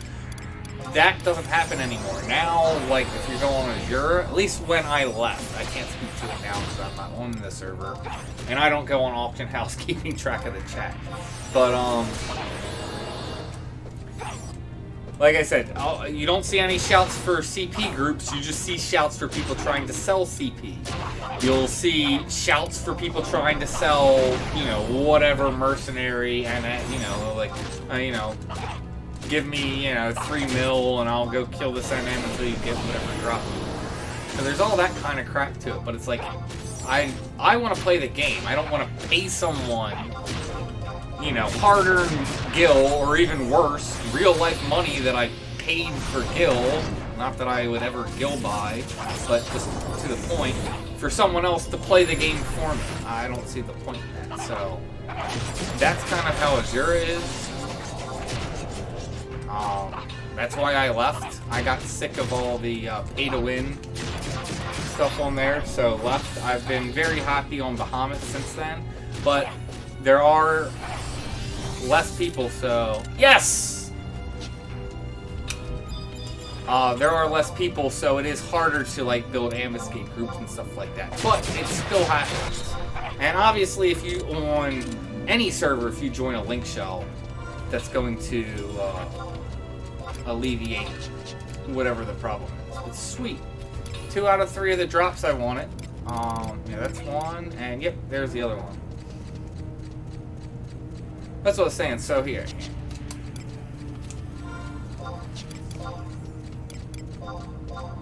Like, this is definitely better. Like, you can see, like, top one's all jobs, which is nice, but it's only got 7 magic attack. Although 7 magic accuracy. The rest is, you know, physical stuff.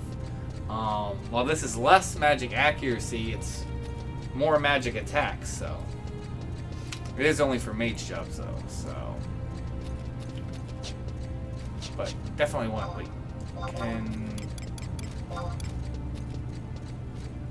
Dang, that stinks. Blue can't use it.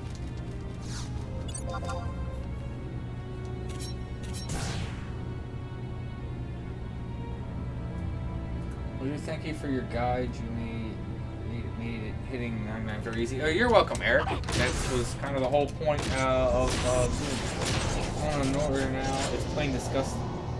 Yeah, that is my thought with Azura. That is why I left. I even made a whole video about it. It's something like, you could, like, if you wanted to search for it, it's like the current state of Azura. Something like that. What was this island, wasn't it? Yeah. If you feel you don't understand something, then by all means leave a comment. And as soon as I do go through all the comments that come, sometimes might take me a day or two. But if you leave a comment, I will come in and do my best to answer whatever question you have. So, don't feel or hesitate to leave a comment. Just know it might take me a day or two to get to it. But I will be more than happy to answer and help you out in any way I can with information. Hi, all. Glad I made your live stream, cloudchief. Oh, well, welcome to the stream. Here is all guild items, clear CP shouts. Oh, congrats on that. Yeah, I mean, that's how it was when I was on there. Like, I only say that because, I mean, it's been, I don't know, it's got to be at least 6 months since I left. So, if anything, I would anticipate it would get worse than what it was when I was on there, but I mean, you don't know. It could have, if you're not there, you can't really, I can't honestly speak it. So there's always the chance it could get better, but I would have figured it would have just gotten worse. Which is what it sounds like. It's just either the same or worse when I left.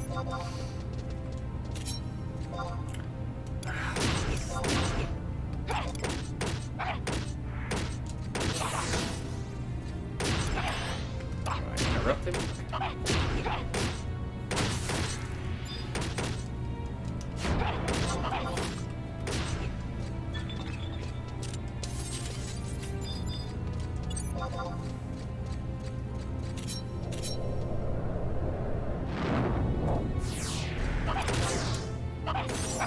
Yeah, I actually, during the free login campaign, I was actually logging on to,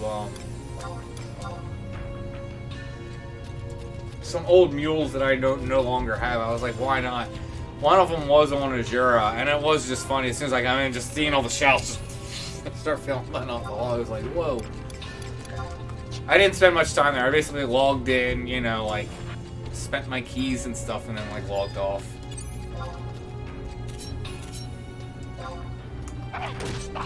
But it was funny, like, the one time I logged in, I'm like, wow, there's a lot of shouts. Oh, wait, I'm not on Bahamas. That's basically what I did. I was like, there's a lot more shouts than are normally happening. Oh, wait, different server.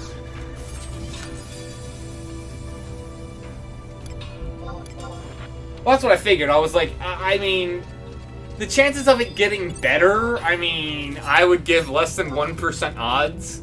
I mean, I definitely would give 99% odds on it being the same as when I left, if not worse. If anything, I would guess it gets worse. Especially because anytime you have, like, you see, like, yells, like, the yells start going, and I don't mean for events, I mean when people just start, like, yelling crap, and they'll be like, all the mercenaries should stop. Then all the mercenaries start, coming out there like, if you don't like it, you should leave, and all that. That's all the arguments. Hated all that.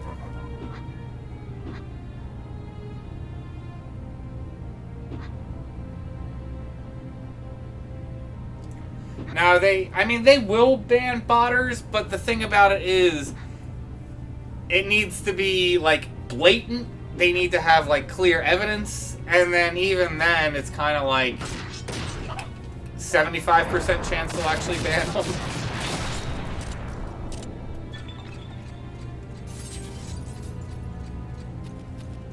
Like, 25% chance they won't. Like I said, if you noticed someone botting in an area, if you go and report them to the special task force, if you repeatedly report them, they will get banned. I've definitely gotten botters banned, but I mean, this is talking over a 2-month period, maybe reporting them like 5 to 10 times, all on different dates. Because that's the thing, when you go and do the report.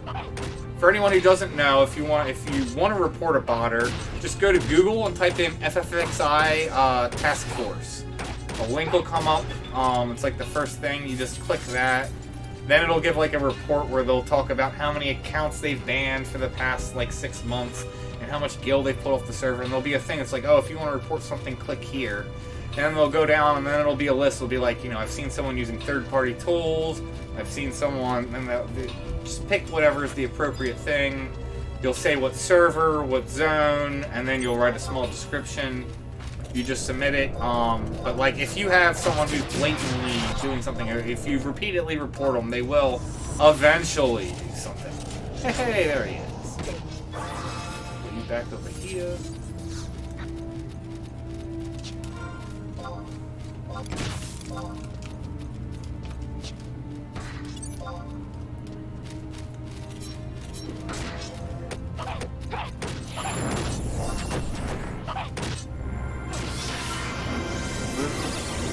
Thought I GM, I killed the mobby target and sees it go for another monster. Well, again, I do understand your frustration. Yes, GMs will do nothing against botters.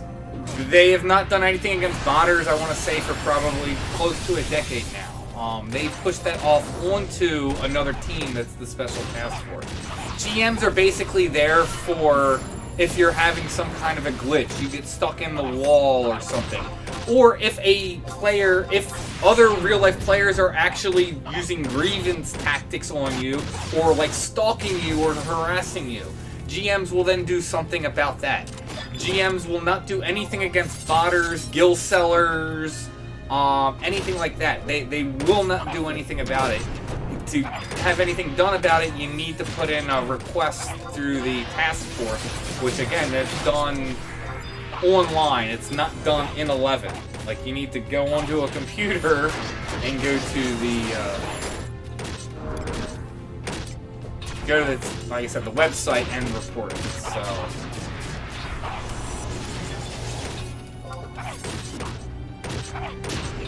sad, but that's just how it is. But yes, like I said, a GM will never do anything. Don't ever bother wasting your time, considering it takes like 20 minutes for a GM to show up. But yeah, don't bother trying to get a GM to do anything about bots. Only get it if you're having, like I said, technical problems or harassment issues. Sad to say. They will do stuff about harassment. I've literally had people following me around, called a GM about it, and they did do something about it, and the guy stopped. So, but again, that's for harassment. That's not botting.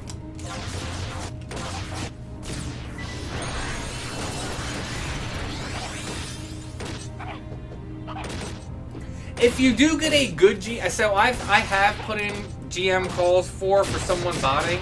I mean, you must have just got a bad GM who just didn't feel like doing anything.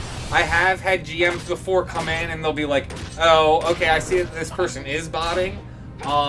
They're like, but we can't do anything about it. I will put in a request to the task force. But if you see this in the future, put in a request to the task force and not a GM call. It's literally what the GM said to me. But they did say, I will put in a task force request. It's like, okay. Well, it's like, I didn't tell them. It's like, I've already put in like 2. You can put in another one also. So, yeah, like I said, they won't do anything about it.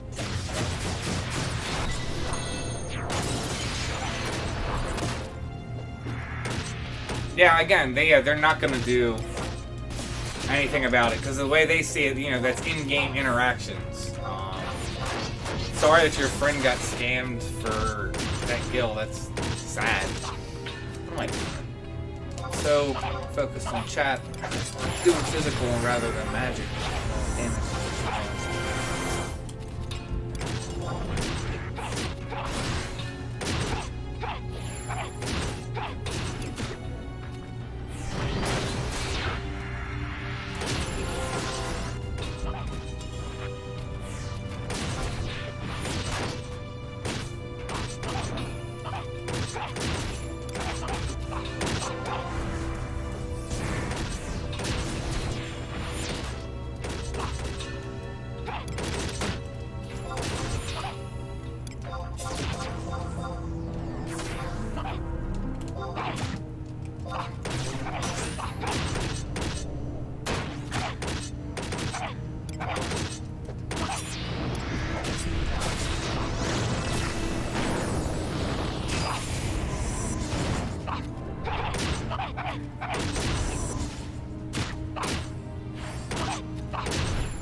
Old invincible.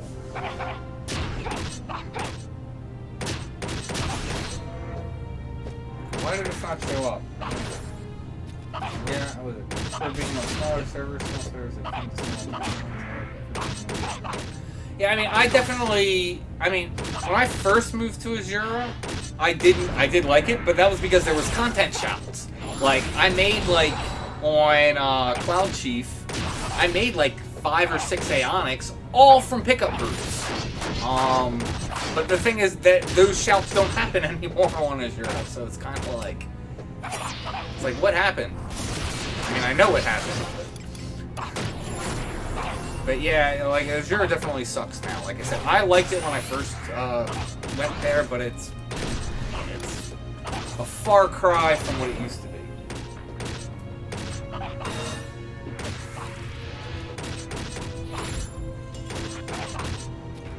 There is. Up until the end of the month, it is 50% off to World Server Transfer. Here, let me find the thing. I'll post the link.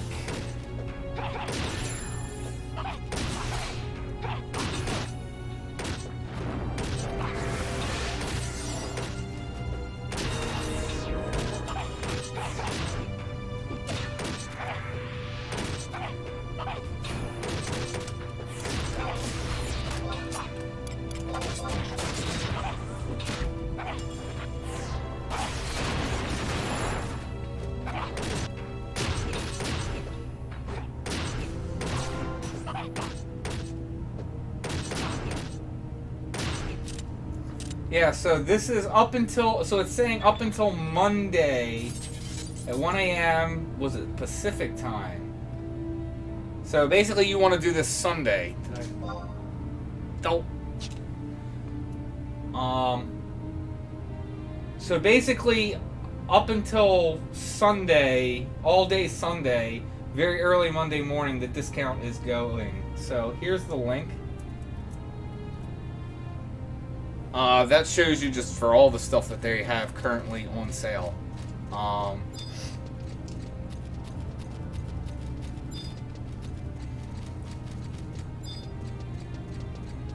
But yeah, so it's 50% off right now to server transfer.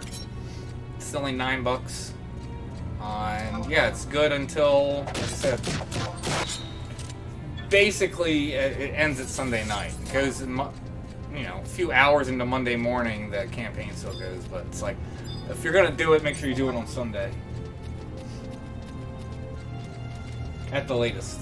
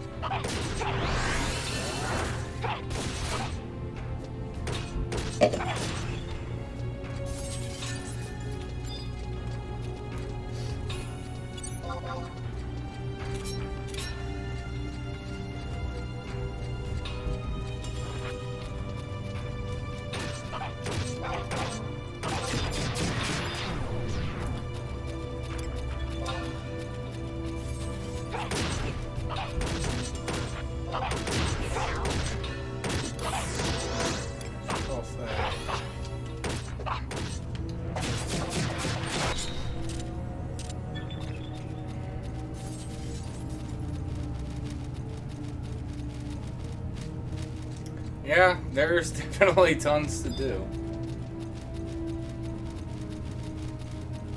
Well, welcome to the stream. Glad you were able to catch us also.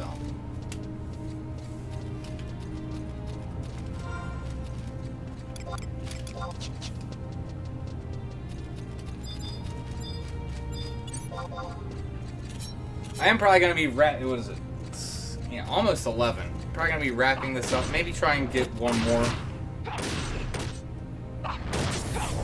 fort. Because I got, what is it? The main drop I wanted was from Love, was the Torque. Or, it's not whatever the neck piece is. It's a pendant. So that was the main thing I wanted. Then the next thing that I really wanted was the waist piece for Hope. And then, this earring would, literally the tertiary, like, I get this at some point, but I don't mind if I don't get this tonight. The fact that I got the other two drops makes me super happy. I was been trying to get that neck piece from Love for, like I said, I've probably killed him close to 20, if not 20 times now. Just finally got the drop, so definitely nice.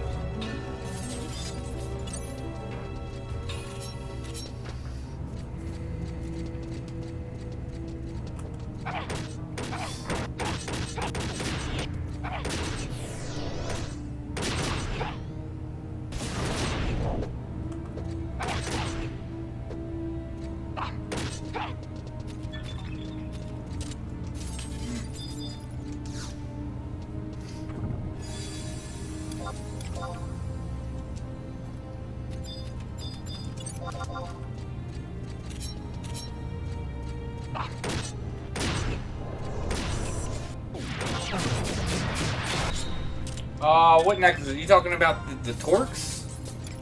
You talking about these?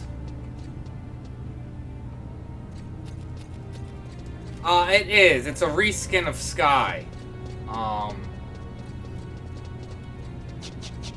As you can see, I mean, I don't want to go into story and give spoilers, but I mean, there's a reason that it's Sky, but also, like, everything's gray and it's devoid of color. They actually go over that in the story. It's part of, Rhapsody Missions of Vana'diel storyline. So, but yes, this is Sky.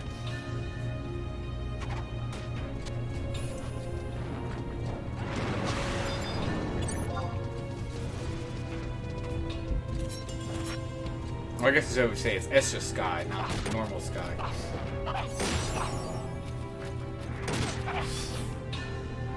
But okay, there's necklaces. So the big thing about the necklaces is they're all skill, but the main thing that you really want to do with it is you don't really want to keep and use the individual ones.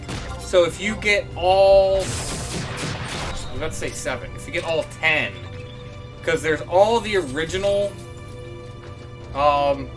like Torques from the, from like regular C.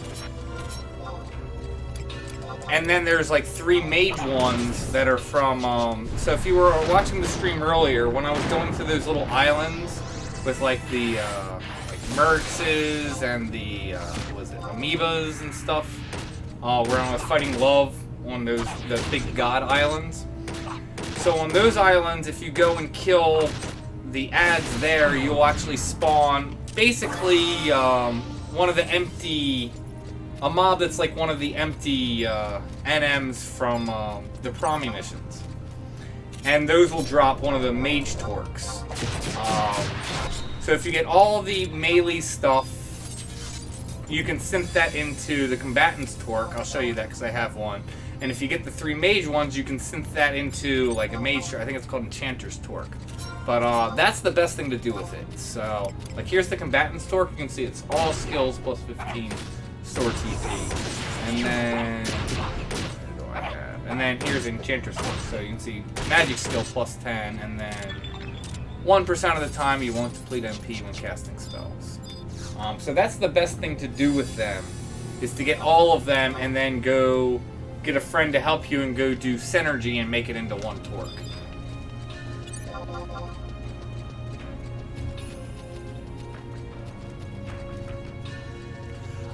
Most of the time I would say no. Like, if you, like, look at all, like, here. Oof. He, like, wants to die. He's, like, trying to get engaged. Like, if I go through, like, all my melee jobs, like, here. Go through, like, my TP set. I have this one, which has triple attack and accuracy, so... Like, no. If we go... I mean, honestly, the answer is going to be like no. Like Like, see, this one's double attack. Like, exactly right. Typically, you're gonna want to go with double attack and store TP.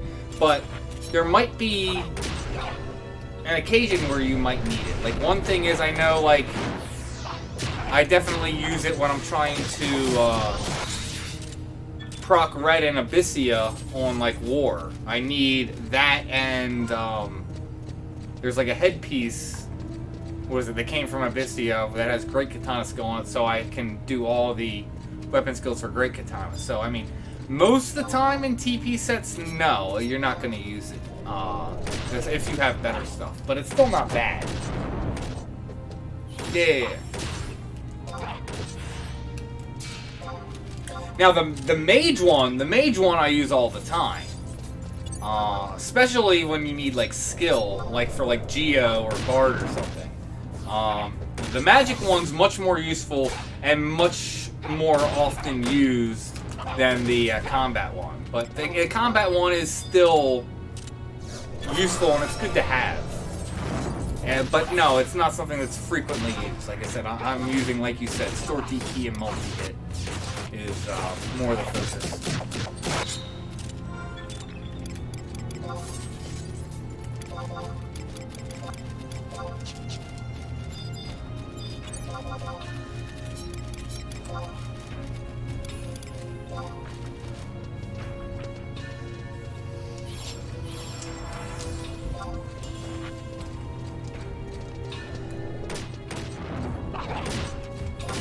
Like, I don't know, I might send these orcs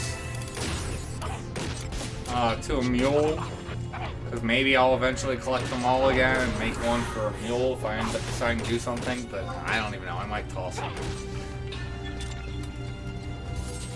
The sad part is the Torques don't have a great drop rate off of it.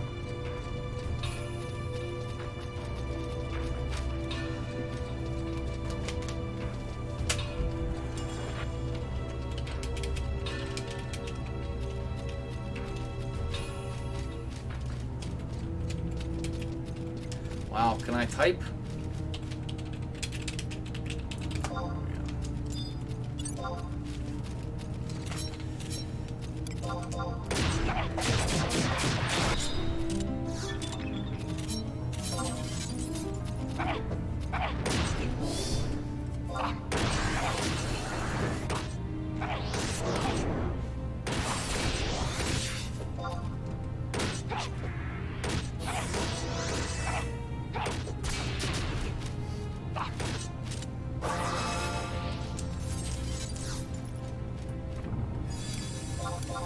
Anyone's curious why, it's like, why do you keep opening all these chests? For anyone who's not aware, you can only get one in the Escha zone and Rising Jima. You can only get one chest per person. So if you have a party of 6, it's possible you can get multiple chests, but you can only get like one chest per person. So if you leave a chest just sitting there, you won't get any other chests. And I honestly have found it's best to keep getting chests because you can get some really good money items out of chests, like Escha ore. And Rising Jima, what is it? Bamboo shoots are worth money. I'm trying to think what else you can get.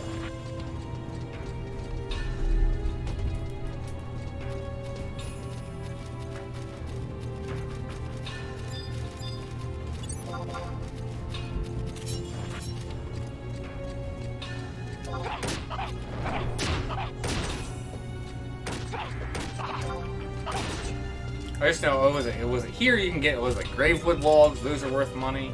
So, I honestly, I find it funny when I'm like in Escha or in Rising Jima and I see someone killing stuff, and even though we'll have like a brown chest and they just leave it there, I'm like, you're not even gonna check it? I'm like, you could have an Escha ore in there that's like 900k and you're just ignoring it. It's one thing if you see a blue chest, but again, if you got a blue chest, you're not getting, you're not gonna get any other chests.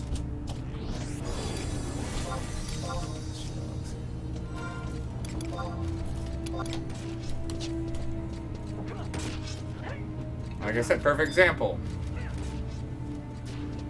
This guy doing the same thing I'm doing, and like I said, leaves chest. So until that chest disappears, he has no chance of getting another chest.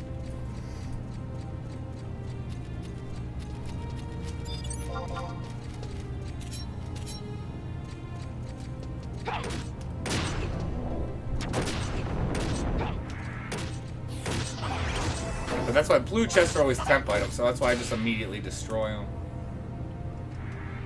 But, yeah, you should definitely be trying to open chests, because you can make a lot of money that way.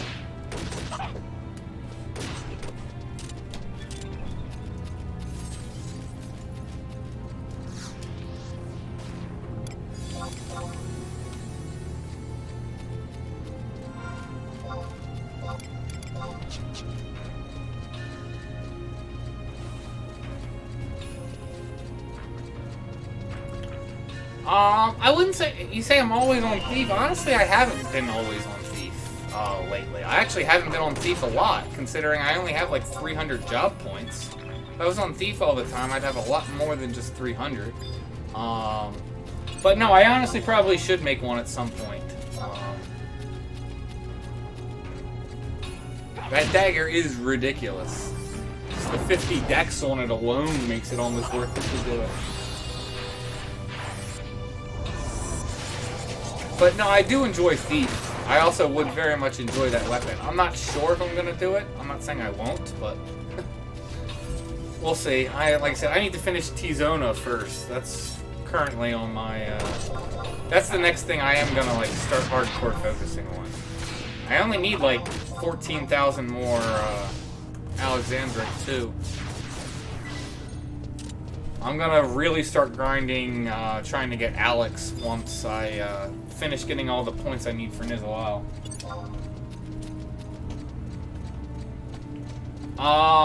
What? 2 days?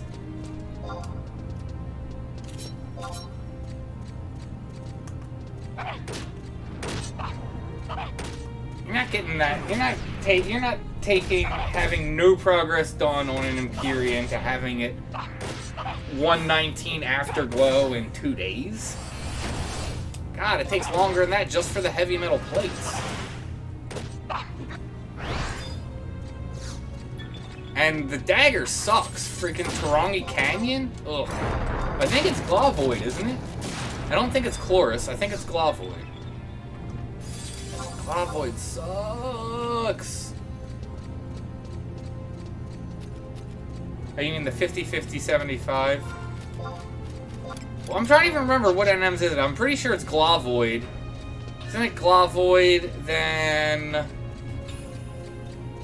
whatever the worm is in Ottawa?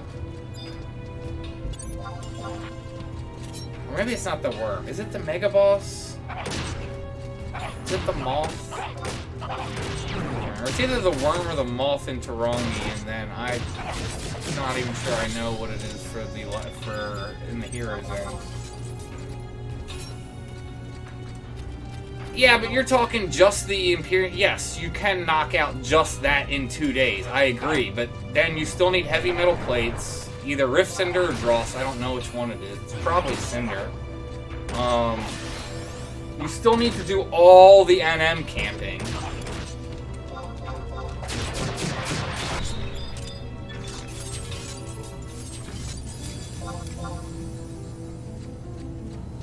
Like, all the early NM camping, that's gonna take you, like, more than just a day. Just because of the timers on NMs. Not that it's difficult, but it's just time-consuming. Yeah.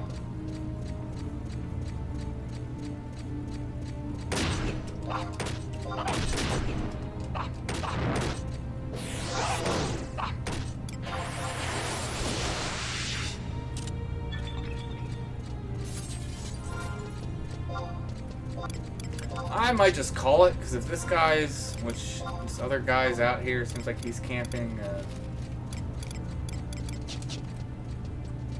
Fort also, considering how long it takes to kill Fort.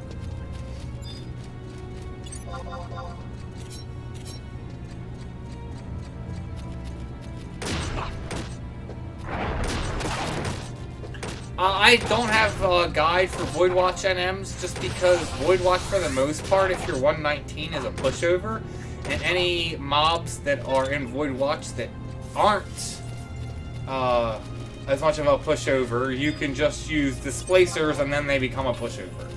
So I mean, I've never felt. I do have a Void Watch guide, but it doesn't like go into specific NMs and strategies because you shouldn't really need any because you should just smash all the low-level ones, and any, like I said, of the high-level ones, you just use it. You use a few displacers, and then the challenge is gone. So, if you don't know what I'm talking about, if you go to Jugner Forest, and you go.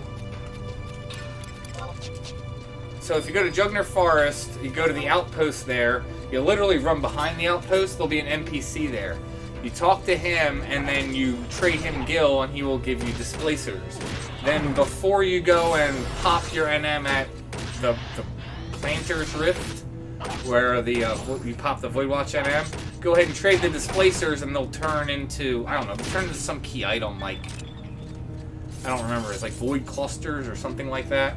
Then when you go to pop the NM, it'll ask you, do you want to just pop the NM, or do you want to use, Void Clusters? And if you do, how many do you want to use? You can use up to 5, and the more you use, the weaker the NM is. So for any difficult NMs, you just use displacers, and the challenge is really gone.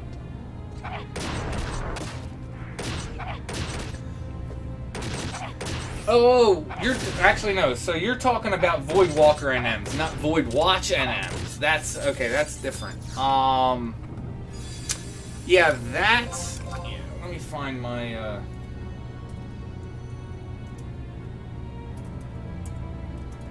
Because Void Watch is one thing, Void Walkers is another. Thing. So. And there's. Void Walkers aren't too complicated, but there are some nuance and some tricky things with that, and I don't really want to get into explaining it. So instead, here's my link to my Void Walker guide, and that should explain anything and everything you need. It'll even tell you, because yeah, you do have to upgrade your Ambuscides, which is annoying, because you'll go from clear to colorful, then to a specific color, then I think it goes to black. Yeah. I think. Actually, I think it goes to a color, then it goes to another color that's darker, then it goes to black, I think.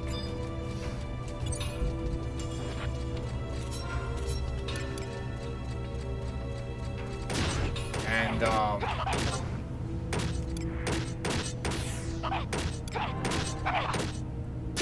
if it goes to a, like if you're trying to pop a specific NM and you gotta pop it like 6 times, and it ends up going to a higher tier color, as long as you make sure you don't lose that other color and you get the color that was just below it, it won't change to that higher one. So then you're basically stuck with that one, and then you can just keep popping it endlessly. That's the best thing that I can give you.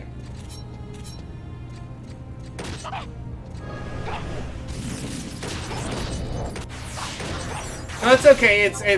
I mean, Void Watch, Void Walker, they're pretty darn close to each other. It's very easy to get confusing, and I know for a while when I was first doing it, I was like interchanging them, and you don't want to interchange them because they're not interchangeable.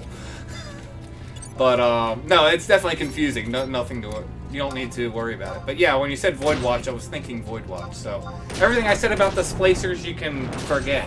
Well, you can retain, but retain that for Void Watch, not for Void Watch. Yeah, like I said, Void Walkers. It's like complicated, but it's not. It's weird. Like I said, it's not complicated, but there's a lot of like nuance and little stuff. Also, like I've had people be like, oh, my Ambuscade upgraded and then I bought another one and now I can't track the other one. It's like, you can track any of them that are on that you have an item for, but it's always going to give you the message for the highest tier, so it's just confusing.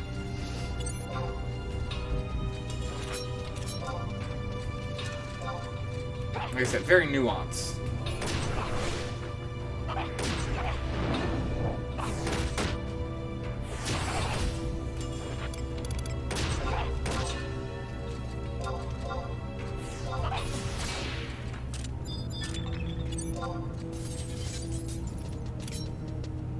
don't know, guys. I might just end up... We'll do one more loop. And then I think I'm going to call it. Just because it's past 11. I'm getting tired. Have work tomorrow.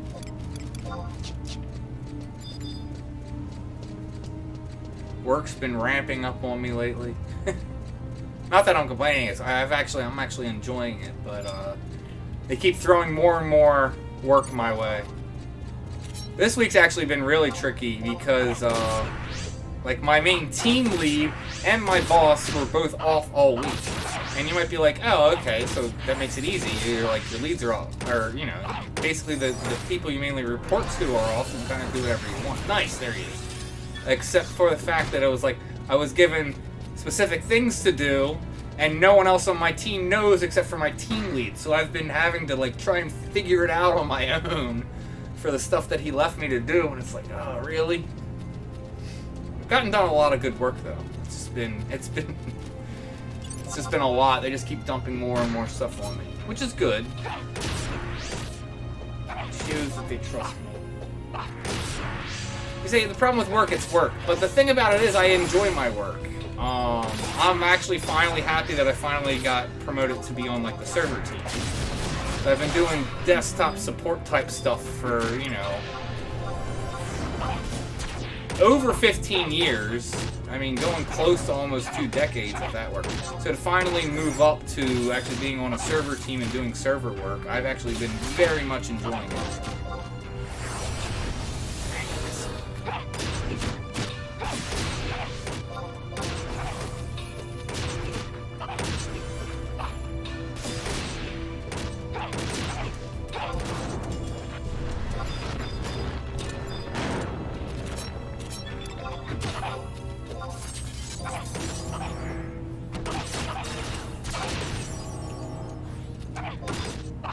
I do under that sentiment. Trust me, I've had plenty of jobs where it's like, oh god, this sucks. It's like, yes, work is work and it's bullshit.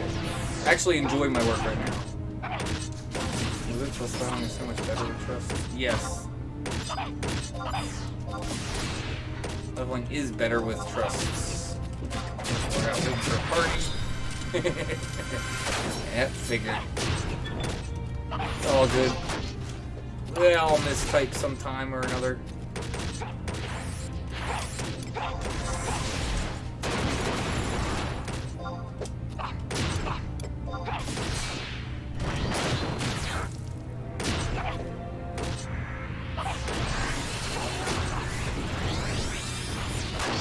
It'll be interesting.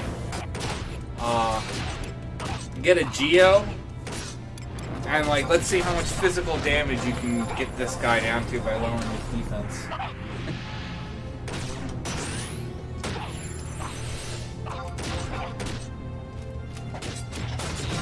Detonation, nice. Some magic bursts in there.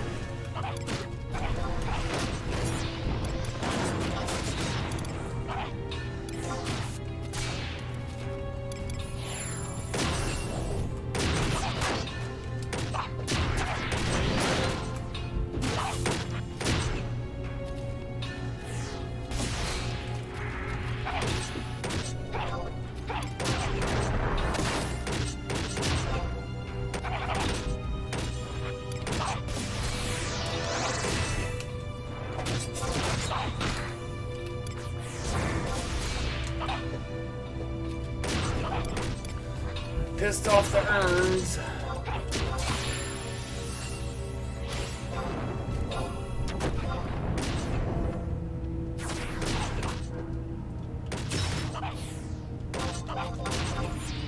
I should wait a second, because that's not gonna change.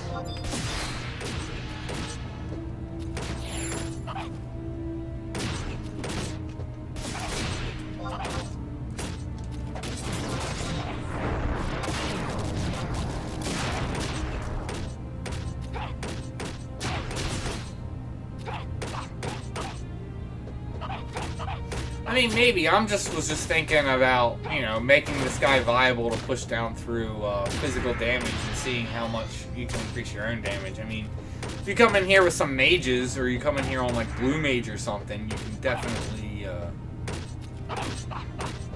you know, nuke him down and do good damage. Because he's weak to magic, he's just super strong to physical attacks.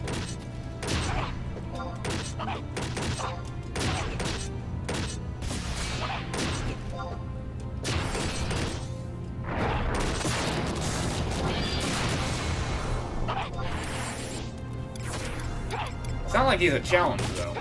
I'm trying to think, out of all these guys, who is a challenge? Prudence is kind of a pain just because there's two of them. Outside of the two of them, it's not hard.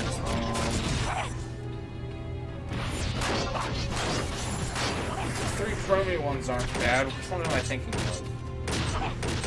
Temperance isn't bad, but you need to make sure you have all weapon types. Like you need to have blunt, you need to have piercing, you need to have slashing. Or else that's going to be a royal pain. And you kind of want to have like a unique trust summon situation. Strictly for temperance because of that. So that way you're always doing damage to it. But he's pretty easy. Trying to think. Hope's easy.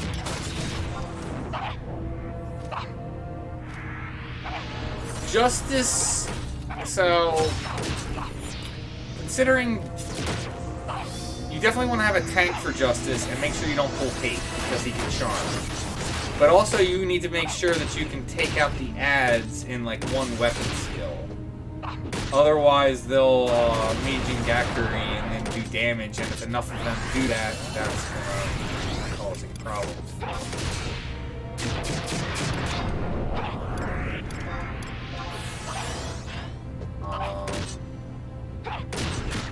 As long as you can take out the adds in one weapon skill, it's not really an issue. And they only have like 2k HP, so it's not terribly hard to get to that point. What is that? It's not what I wanted, but...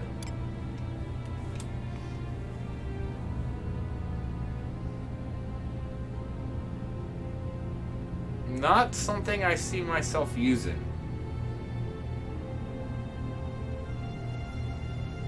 Yeah, I'm not going to use that. The only useful thing on there besides the magic damage taken, but wouldn't even use, like,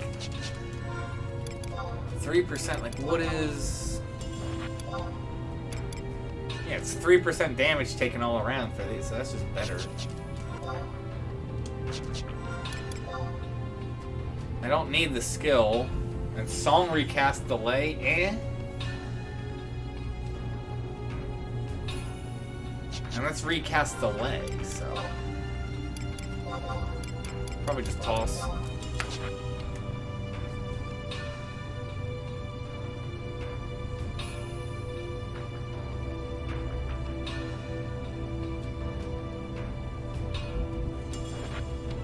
Now that's... was it Chains of Promethea? That was my favorite expansion also. But yeah, guys, I'm gonna go ahead and, like I said, wrap it up. Got work. But, yeah, man, super happy I got that pendant. Like I said, I've been trying to get that for a while. So, super stoked for that. Now I get to go and, you know, remake all my macros for it. But, alright, guys. Thank you guys for tuning in. Thank you guys for supporting the channel. And may you guys have success in all you do. That was a good stream.